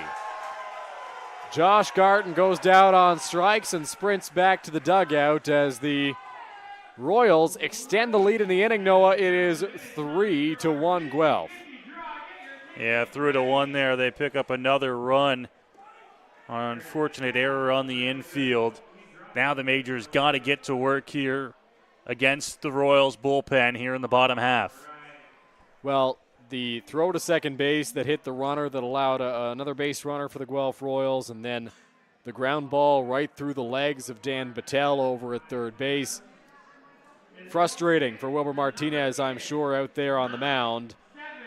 And that allows the Royals to extend their lead a little more comfortable at 3-1. 3-1 is probably certainly has been the most comfortable lead we've seen tonight at 2 runs. But, man, this ball game is still close as we move along. Middle of the 8th inning here. Majors running out of outs to work with here in the Forest City on this Wednesday night. Another one of our sponsor shout-outs comes here in the middle of the 8th inning as we give thanks to Cucina Italian Kitchen for hooking us up with the food here today. And, Dylan, one of our favorites on the menu today. They outdid themselves with these chicken parm subs today. Outstanding. Absolutely outstanding. Fantastic stuff. I mean, we love everything that they make us, but these chicken parm subs are out of this world. And Cucina Italian Kitchen can be found in the Covent Garden Market in downtown London. Check it out if you're ever there. And by the way, just check out downtown London. Lots to do, lots to see. Check out a Majors game while you're here. Exactly. London Knights get started soon. I know a lot of fans will make their way down on Friday nights for those once they get underway. Are the London Lightning getting started at some point? I don't really, I'll be honest with you, I don't follow a lot of NBLC action. When do they get started in their season? Dylan, I'll be honest with you, I still think there's some question marks on what's going on with the NBLC. They played last year with some the basketball league teams in the States, and there is talks, I think, of a merger. Those two leagues kind of combining, if you will. So we'll wait and see what happens with that for the London Lightning. Well, once they get underway, I'm sure fans will be flocking to the Budweiser Gardens to see the Lightning play as well as the London Knights. And, of course, during the summer, we got you right here at Labatt Park for the Majors games every Friday night and then the occasional weekday game. We've seen some Tuesdays and a couple of Wednesdays, one of them tonight. This is our 4th straight week, Dylan, with a weekday game. I think you're right. 2 straight Tuesdays, now back-to-back Wednesdays. Oh, and here's Cleveland Brownlee to lead off the bottom of the 8th inning. Well, the Majors trail by 2 runs. Cleveland Brownlee cannot tie this ball game up with one swing, but what an applause for Cleveland as he steps into the batter's box here in the bottom of the 8th inning. The fans that are remaining here on a chillier Wednesday night are rooting Cleveland right on. Majors have just the 1 run on 4 hits so far tonight, Dylan. Brownlee skied in the air. It's not overly deep. Garten going out. Williams coming in. And Josh Garten drops that one.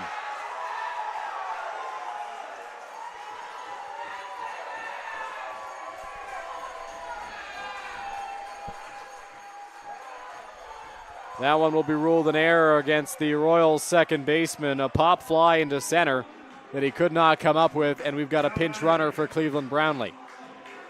That is Dylan, I believe, the second time tonight that a ball has popped out of the glove of Josh Garten in the outfield. Had a little bit of trouble with the ground ball earlier on tonight, and now another error in the outfield. Puts the tying run to the plate here, and a pinch runner lifted for Cleveland Brownlee. So Charles Bowman takes over at first base for Cleveland Brownlee. We've seen Bowman come in this spot many times. First pitch to Kane McGee is in there for a called strike, 0-1. Dylan, the Majors, that obviously Brownlee reaching on an error. Had 2 hits in the first inning, 1 in the second. Their last hit came in the bottom of the 4th. That was a Brad Verhoeven single to right field. That one is off the plate outside. 1 ball and 1 strike. That's crazy to think that it was that long ago. Well, and worth noting as well, the only hit for the Majors that left the infield was that Brad Verhoeven single to right. Majors have struggled at the plate tonight. Here's the offering from Deans in the dirt. McGee lays off. It's 2-1. So one of the best starters in the Intercounty Baseball League to begin the ball game, and now you get Deans, who can be one of the most effective relievers in the IBL today. He's the first man you see out of the bullpen, so not an easy task at the plate, but the Majors have had their chances here. Guelph has had chances to pull away this game, but the Majors have kept it close. 2-1 home. Outside corner. McGee can't believe it, but it's strike 2 called. Well, they're going to say that pitch was off the plate, but I believe that's been called fairly consistently all night long to the lefties. So McGee will get back in here for a 2-2 count. Quick little switch over in terms of first base coaches. Keith Candell heads to the dugout. Zach Husband heads to first base to help coach. May see Keith Candell come on as a pinch runner if McGee can get aboard. He chops this one back towards the mound. Going to be a tough play. Deans throws to first, and he came off the bag. McGee beats it out. A bit of a weird chopper. Brandon Deans fired, and Mike Chiquetto couldn't stay on the base. And that puts 2 runners on for the Majors. 5th hit of the night for London, 4th infield single. And Kane McGee is aboard.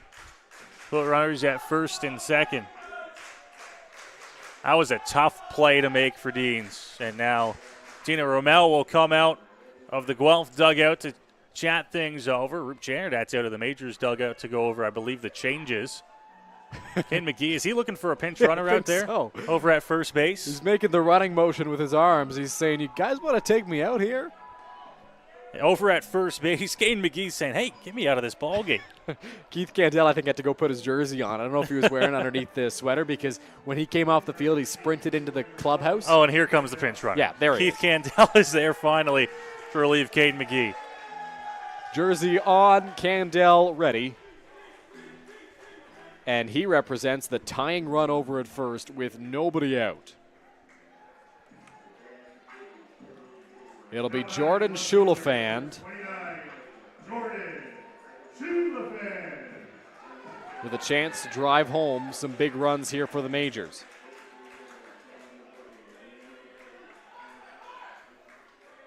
Corners are way in. Chiquetto especially, expecting a bunt from Schulafand with Patel on deck. Schulafand squares, pulls back, pitch misses high. 1-0.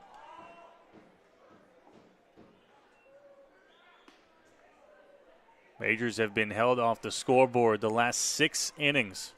Last 6 trips to the plate. In a big spot here where they're showing some promise early here in the 8th. Misses high. 2-0. Schulafand of note did not square on that pitch. Walked his last time up. Crowd. Action down in the Guelph bullpen, pardon me, Dylan. Crowd beginning to get on Deans here. Looks like Yuki Narita is throwing for Guelph. In there for a strike. Keys thought about a snap throw to second, but elected not to. Bowman stands out there. Bowman's been getting some extra aggressive secondary leads. And Connor Moore behind him has been there if the Royals wanted to throw through. 2-1 count. Here's the pitch. High. 3-1.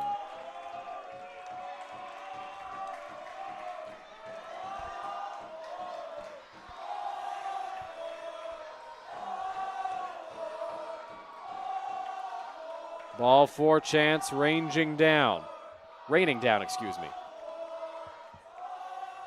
Schulafand, a long look at the signs, time called here. Jordan Schulafand didn't quite get him, so he'll get the set from Brent Wales there. 3-1. Everybody getting into it. 3-1 count to Jordan Schulafand. Here's the pitch. Upstairs. Fans get their wish. Ball 4. Well, load the bases here for the Majors. Nobody out in the inning. And a look down to his right for manager Dino Ramel to the Royals bullpen. Yuki Narita is throwing in the bullpen. Unsure of his status. And now Dino is making his way out to the mound here. It looks like that will be all for Brandon Deans. If it is, a tough inning for him. An error out at second base, a throw that got away from at first, and then a walk to Jordan Schulafand here in this 8th inning. So Brandon Deans' night is complete. We'll take a quick break and be right back with the conclusion of this exciting inning on Majors TV. Here we go. Believe me, you've never heard a talk show like this. I'm sleeping with Joe Carter. By the way, Joe did not touch them all. Yeah, I have to say, like, your voice is fantastic. Meet Smitty. Listen, I'm the brains here. And Mitty. And I'm the good-looking funny one.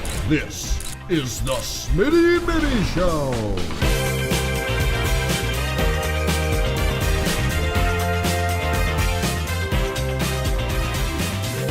Catch new episodes of the Smitty and Mitty Show wherever you get your podcasts.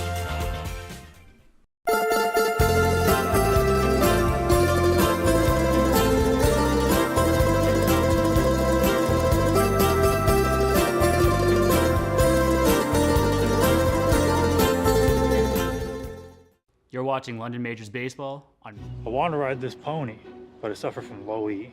Millions of people are suffering from low energy, commonly known as low E.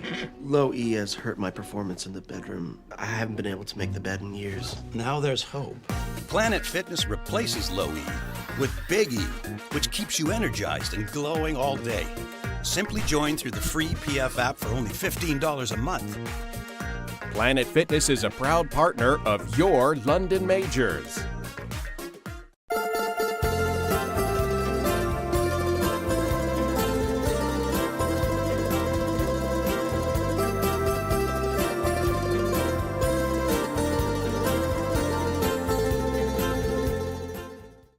You're watching. Here's the pitch. Joseph drills it to right center field. That ball's going back to the warning track, to the wall. Goodbye, baseball. Starling Joseph, a 2-run home run. London Majors Baseball on Majors.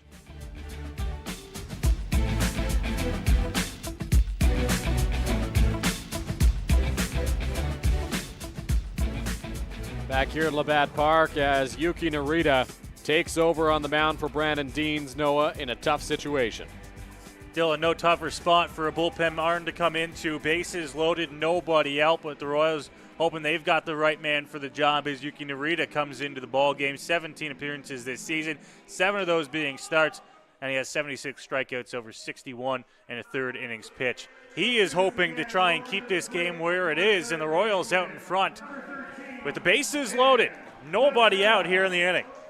Dan Battelle will stroll into the batter's box as Yuki Narita faces the bases loaded. Jordan Schulafand is at first base. Over at second base, Keith Candell. He was a pinch runner for Kane McGee. Then over at third base, Charles Bowman. He was a pinch runner for Cleveland Brownlee. Bases loaded, nobody out. Dan Battelle is in the batter's box to face Yuki Narita.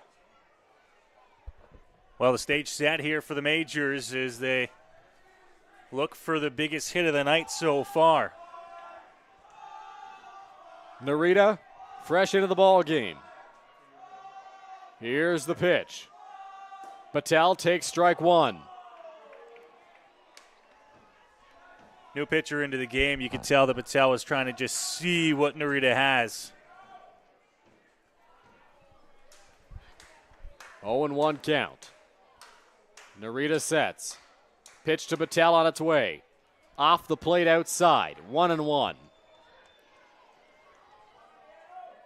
A few good looks there as he continues on here. Infield not playing in at all here for the Royals. They'll try and get some outs if they can. Turn it even at the corners. 1-1. Battelle fouls that one off. It is 1-2. Would be a pivotal first out to get if the Majors can retire, if the Royals can retire Battelle in this spot. 1-2 count. Battelle trying to stay alive. Narita delivers. Breaking ball. Battelle on the ground to shortstop. Going to be a tough play. Morrow goes to second for one. Garton's turn to first. Not in time. Battelle's safe.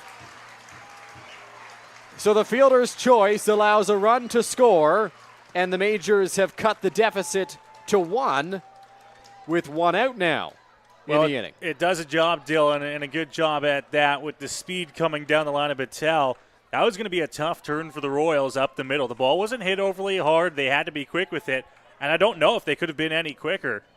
Didn't get the second end of the outs. And now just one gone. Still in a spot they can get out of the inning with a double play ball, but the Majors have brought home a run. It's back to a 1-run ball game. So Brett Graham into the batter's box. Runners at the corners. 1 out. Here's the pitch. Misses for ball 1.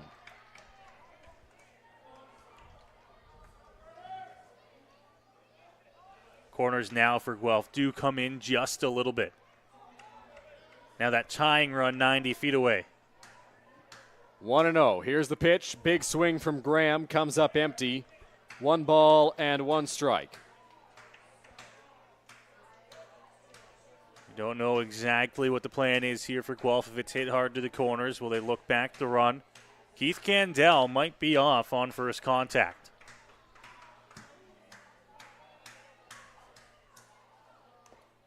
Fouled off there. 1 ball and 2 strikes to Brett Graham. It's a curveball for Yuki Narita. That one started so inside and finished almost on the inside edge of the plate. Got the swing there from Graham, but moves the count to 1-2. 1-2. 1 out. Graham trying to come up in the clutch here for the Majors. Narita sets and delivers. Off the plate outside, but Graham chases. Strike 3. Graham looking to protect the plate, went after that pitch, and there's 2 gone. Curveball moves so much. It's such a nasty pitch. to the right-hand batters. And now it'll be Brad Verhoeven with a chance to try and bring in the tying run. So Verhoeven has runners at the corners. Tying run at third base. Go-ahead run at first. Majors would love nothing more than a single into the outfield that allows Keith Candell to trot home easily. They've already plated one in the inning. Pitch on its way. Verhoeven checks. Strike one. And this is one of those spots here where the Majors are going to look for a new face to try and be a hero in a ball game. Couple regulars out today. Keith Candell now in his pinch runner, but did not start. 0-1 count. Narita readies and delivers. Off the plate outside. It's 1-1. Pretty good pitch, pretty good location. Just a hair off the outside edge. Now the count evens at 1-1 here on Verhoeven. If he can extend the inning, Drew Lawrence is on deck. Here's the 1-1 home. Off the plate outside. 2 balls and 1 strike to the Majors catcher. Well, and that's the key, Dylan. Extend the inning. We're not asking Verhoeven to lace a ball into the gap here. Does have a single tonight, hit that one hard to right field, but he's just got to keep the line moving. 2 balls, 1 strike, 2 out. Offering from Narita. Verhoeven in the air, right field. Moving under it is Ashton Patterson, and he makes the catch. The side is retired, but not before the Majors get 1 back and trim the deficit. It is 3-2 after 8. We're in for an exciting finish, folks. Stay with us. 9th on its way on Majors TV. Go beyond the scores and get to know the athletes who call the Forest City home. Joseph crushes one. Game Day London brings you in-depth stories and conversations about London's major teams and the athletes. Whether it's in the rink with the Knights or on the field with the Majors, Game Day London has you covered from the start. For fresh and engaging sports coverage, visit GameDayLondon.com, a proud sponsor of Majors TV.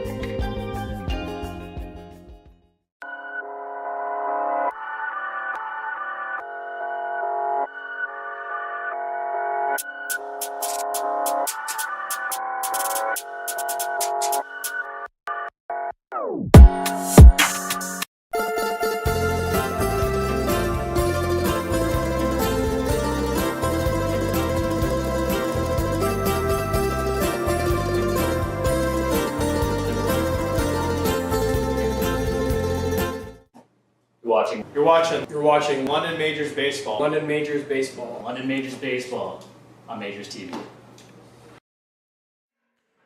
Back here at Labatt Park, 9th inning.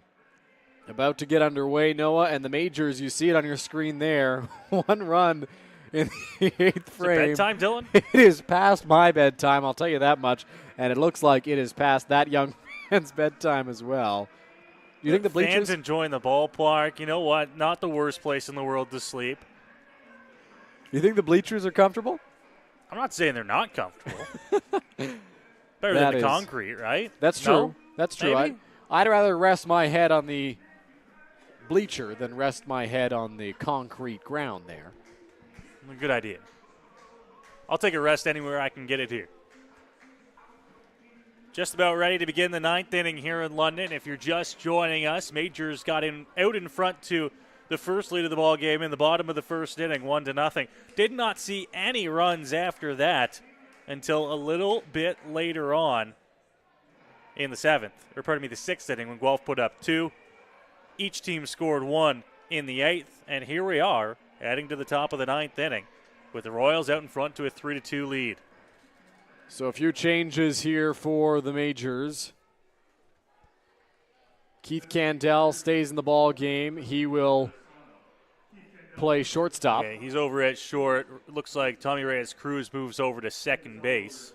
Brett Graham goes to third and Dan Battelle to first base. So a little bit of musical chairs on the infield for the Majors there. And everything's sorted out as Justin Interessano will face Wilber Martinez.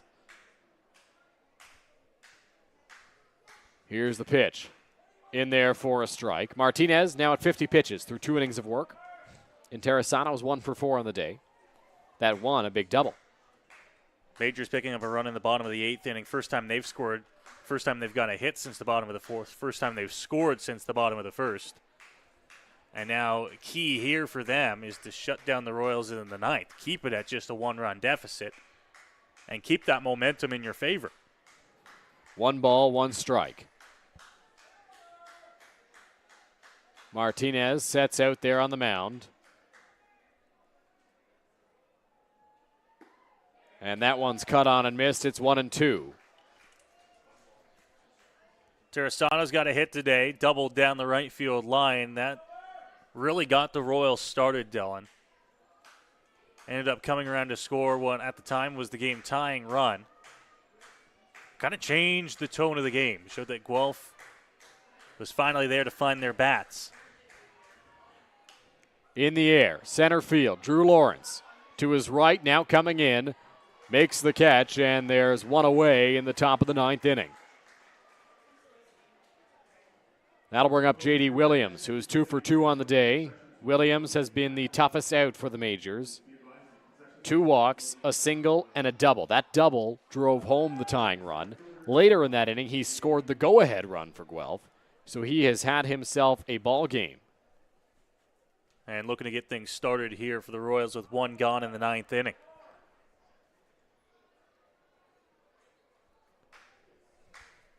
Will Martinez back out there for London.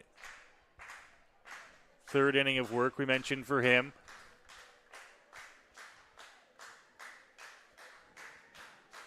Martinez sets and delivers the first pitch to Williams. In the air, shallow right field. Reyes Cruz and Battelle going out. Battelle's got a beat on it, and he makes the catch. Nice play over there by Dan Battelle. First, not his traditional position, but makes the grab. 2 gone. And those can be so tough out behind first base. You can get turned around so quickly. But he does a good job figuring out where he is, finds the ball, and then gets underneath it to make the catch. 2 quick outs here to begin the 9th inning for Martinez and the Majors. So Ethan Hammond now into the batter's box. Majors trying to get back on the bats as fast as possible. And Martinez done a good job of that so far with the first 2 batters. Hammond 1 for 3 on the day. Martinez sets and delivers. Just missed, 1-0.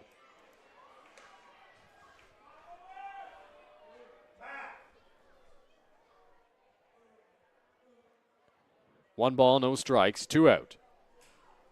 Hammond in the batter's box. Martinez looking in from the mound. Here's the offering on its way. That's strike 1. 1-1. Well, and a great job there, battling back after the first pitch missed to put the count to 1-1. Fans really hoping for a quick inning here in the top of the 9th. Get the Majors to the bats in the bottom half.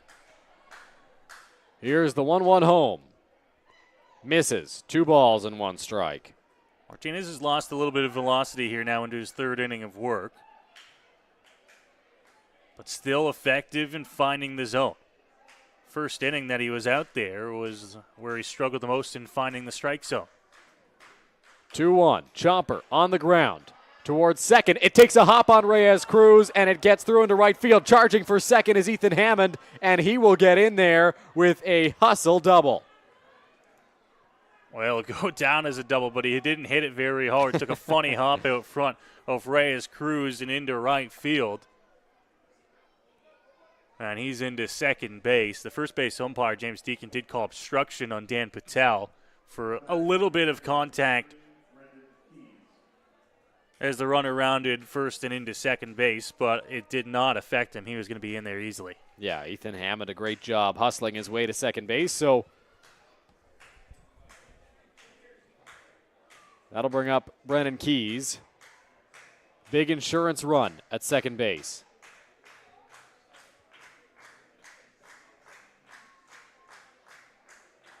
Martinez takes a breath and delivers.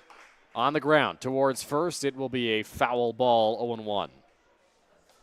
Well, just when the Majors looked like they were going to have themselves a 1-2-3 top of the 9th inning, they get a hop off the edge of the infield grass. And Dylan, to be completely honest with you, one that we don't often see at the playing surface here at Labatt Park has actually given us some unusual bounces for the first time in a little while. I think it was the lip again that it clipped there. On the ground, foul, 0-2 now to Keys. Keys delivered a clutch sacrifice fly to put the Royals ahead 2-1. Back in the 6th inning, has a chance to extend their lead here with Hammond standing in scoring position. And the Majors looking for that final big out of the inning here. Once again, Martinez has worked himself into a good count, way up at 0-2. No balls, 2 strikes, 2 out. Here's the pitch. On the ground towards second. Reyes Cruz has this one, throws to first in time to get Brendan Keys and to escape the top of the 9th without allowing a run. Another great inning there for the Majors, and that's what we talked about. Keep the momentum going here into the bottom of the 9th inning. And they're down to their final 3 outs to try and make something happen. They will have to do that against Yuki Narita, an arm that has given them trouble tonight. Or pardon me, this season, I should say, in the outings that he has had. He's had the occasional outing where he's struggled against the Majors, and then the next time out, he dominates when he's out there. The last time he threw against the Majors was in that 14-11 Guelph win. He went 4 2/3, allowed 5 runs on 10 hits. Did strike out 7, but now trying to put this ball game away, and Noah, the Majors need 1 run. They are in a good spot to do it, as we'll take this moment to remind you to follow the Majors on all social media platforms. We are at London Majors on TikTok, on Twitter, on Instagram, on Facebook, and of course right here on YouTube, where you're watching us tonight, and we're so glad you are. Been trying to do another good game. Make sure you subscribe on those channels. Of course, if you hit that notification button here on the YouTube channel, you can get notified whenever we do go live, and that is, of course, for every home game. Next one would be Friday night here at the Forks of the Thames. And, oh, Dylan, won't you just wait? We've got a graphic for that as well. Here's a look at the upcoming games for the London Majors. These are home and away. This is what the Majors will have to finish off the season. Add in there the rain out from last night. So this Friday game could potentially be a first-round preview in the IBL playoffs, because the Barrie Baycats are very much in the hunt for second place. The Majors seem likely that they're going to finish in 7th, though they are not mathematically out of 6th or 5th. But that Friday game will be an interesting one. The Baycats and Majors have always played each other tough this season. And the Majors, I'm sure, would love to spoil Barrie's party as they continue their quest for second. Here, though, the priority for London, getting 1 run in this inning. They've got the top of the order. Drew Lawrence, Tommy Reyes Cruz, Starling Joseph. Leading off for your Majors, the center fielder, number 6. Drew Lawrence is 1 for 3, and he will step into the batter's box first. Led off the ball game with a single, then lined out to center, grounded out, and walked in his 4th plate appearance. Now the leadoff man will be tasked with, well, leading off this bottom of the 9th inning. Narita readies. Infield, protecting against the bunt. Lawrence swings and misses. The bat goes flying towards Majors manager Roop Chanderdat. And our 519 Jersey Auction mobile camera at that. Roop did a good job of getting out of the way there. Keep an eye out down there, everybody. I think Drew's gotten rid of the batting gloves and going to apply some more pine tar on this bat. Something you don't see very often, but always gets a good chuckle as long as no one's harmed. And right there, everybody got out of the way. They warn you before the ball game that bats, balls, and other flying objects may come into the crowd at high speeds. Nearly had a bat go into the crowd there. 0-1, off the plate outside, 1-1. Narita here 1-1 after getting ahead with the swinging strike. Different than what the Majors saw with 2 hard throwers through the first 8 innings today. Lawrence squares to bunt and just missed it completely. It's 1-2. Lawrence was bunting and obviously a little bit of a drag bunt there or a push bunt, I should say, to try and get aboard to begin the inning, but now he finds himself in a 1-2 hole. So trying to battle here with Yuki Narita. Pitch on its way. Breaking ball. Lawrence flares this one. Shallow right field. It'll drop between Patterson and Garten. It gets by Patterson. Lawrence charging for second. Here's the throw, and it's dropped. Lawrence gets into second base. The tying run is in scoring position for London to lead off the bottom of the ninth. Just puts the ball in play the other way, and he gets it to drop in right field in front of Patterson. And this ball actually takes off a little bit on Patterson, bounces off to his left towards the line. Didn't get very far with it, but with the speed of Drew Lawrence, he's able to get into second base before the tag. And the Majors, with a lead-off double, have the tying run in scoring position. Well, because Patterson was charging so hard there, once that ball took a funny hop on him, he couldn't adjust and stop that baseball. So that allows Drew Lawrence to get into second base and puts him in scoring position for Tommy Reyes-Cruz. The Royals are expecting bunt all the way here. Kyle Cush is in just a little bit at third base in case he has to go to the bag quickly. Mike Chiquetta, the first baseman, way in, as you see on your screen there. Well, and why not expect it? It is the play here in this situation. And he pops up the bunt attempt, foul territory. Cush makes the catch. So Tommy Reyes-Cruz tried to lay down a sacrifice bunt to push the tying run to third base, and he popped it up, allowing Kyle Cush to make the grab in foul territory. It was a long run, but that bunt hung up there, and there's one out. Well, and you got to make sure you get that one down underneath it a bit with the barrel of the bat, and the little push there to try and get the bunt down actually pushed it up. And that is a huge first out there for the Royals. So Starling Joseph steps into the batter's box. Joseph has been the best hitter this season for the Majors, batting over 300, some long balls, and some clutch hits. 0 for 4 today, looking to change his fortunes.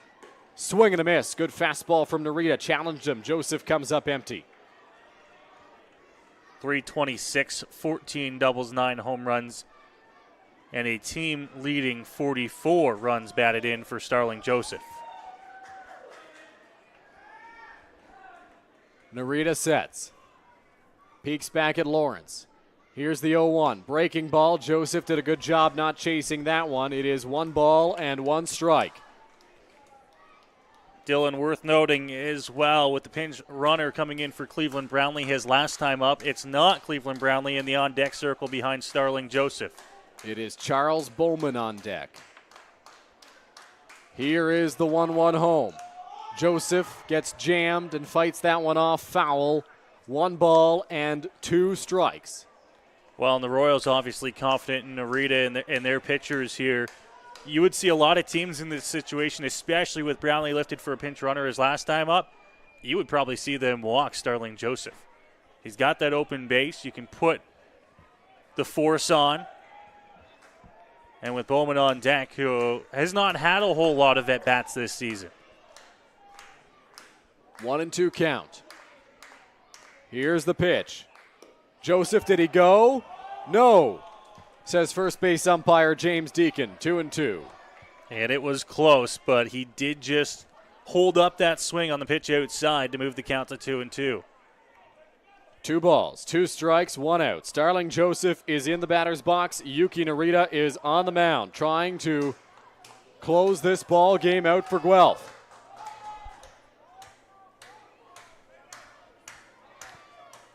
Joseph trying to break the offer. Tying run in scoring position at second base. Here's the pitch, up and in to Joseph. Count runs full now, it's 3-2. Came up with the fastball, really changed the speed and location there in Joseph to throw him off, but it ended up getting a little bit too up and in. 3 balls, 2 strikes, 1 out. Ball 4 chance raining down. Narita sets on the mound, peeks back at Lawrence. Here's the pitch to Joseph. Swing and a miss, strike 3. Yuki Narita sets him down on strikes, and there's 2 gone in the bottom of the 9th. Wow, and what a huge strikeout there for Narita. Gets the big bat of Joseph to chase, and the Majors will be down to their final out now here in the bottom of the 9th inning, trying their best not to stray in the leadoff double. So Charles Bowman will step into the batter's box here for the Majors. Bowman getting his first hacks at the plate. Came on, as you mentioned, Noah, as a pinch runner for Cleveland Brownlee. Narita sets and peeks back at second. He delivers. Bowman squares to bunt. That one will miss. 1-0. Bowman this season, just 6 at-bats, but he has picked up 3 hits in those 6 at-bats. 3 walks to go along with it. 1-0. In there for a strike. 1-1. Bowman just needs a single here. The outfield is shallow, but Lawrence has speed. Narita sets. 1 ball and 1 strike. Here's the pitch. In the dirt. 2 balls and 1 strike. If Bowman can extend the inning, pinch hitter on deck is Noah Williams. Keith Candel's spot in the order, but Candel dealing with an ailment of his own. 2 balls, 1 strike. 2 out. Pitch to Bowman on its way. Swing and a miss. 2 balls and 2 strikes now. Oh, a healthy cut there at that 2-1 pitch. Count moves to 2-2, and now he's got to protect.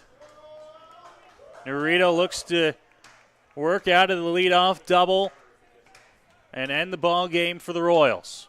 Majors down to their final strike. 2-2 to Charles Bowman. Pitch on its way. On the ground towards first. Chiquetto will watch it roll foul.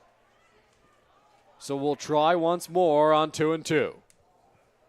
Get another chance there. Fans trying to do their best to get into it. The ones that have stuck around here to make it to the bottom of the 9th inning here on this second to last home game of the regular season. Majors have battled, kept it close, got within a run in the 8th. 2-2 count. Lawrence the lead off of second. Here's the pitch to Bowman. Swing and a miss. Strike 3. Yuki Narita strands the leadoff double in the 9th inning and ends a close ball game that ends in a Guelph Royals victory by a score of 3-2 on this Wednesday night, Noah. What a game here to finish things off here. The Royals battling all game long, and that's how this one ends, with a strikeout of Charles Bowman. Royals hold on for the 3-2 win here at Labatt Park. Well, Owen Boone got the start for the Majors, and he had a pretty solid outing, Noah. Perhaps not the same dominant Owen Boone that we've seen in parts of this season. He allowed 7 hits. He did walk 2 batters, but overall a pretty good job by Owen Boone on the mound today.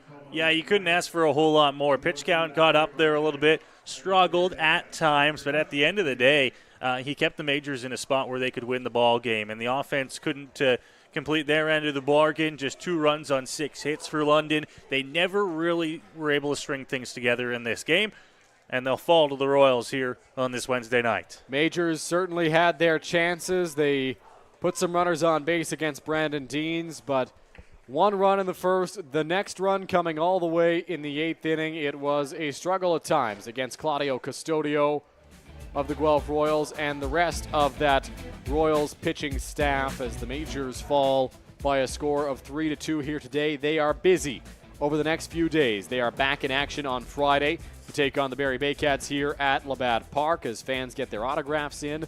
Then they have 2 games on Saturday and on Sunday, 1 on each day, of course, to wrap up the regular season, plus the makeup game from yesterday's rainout.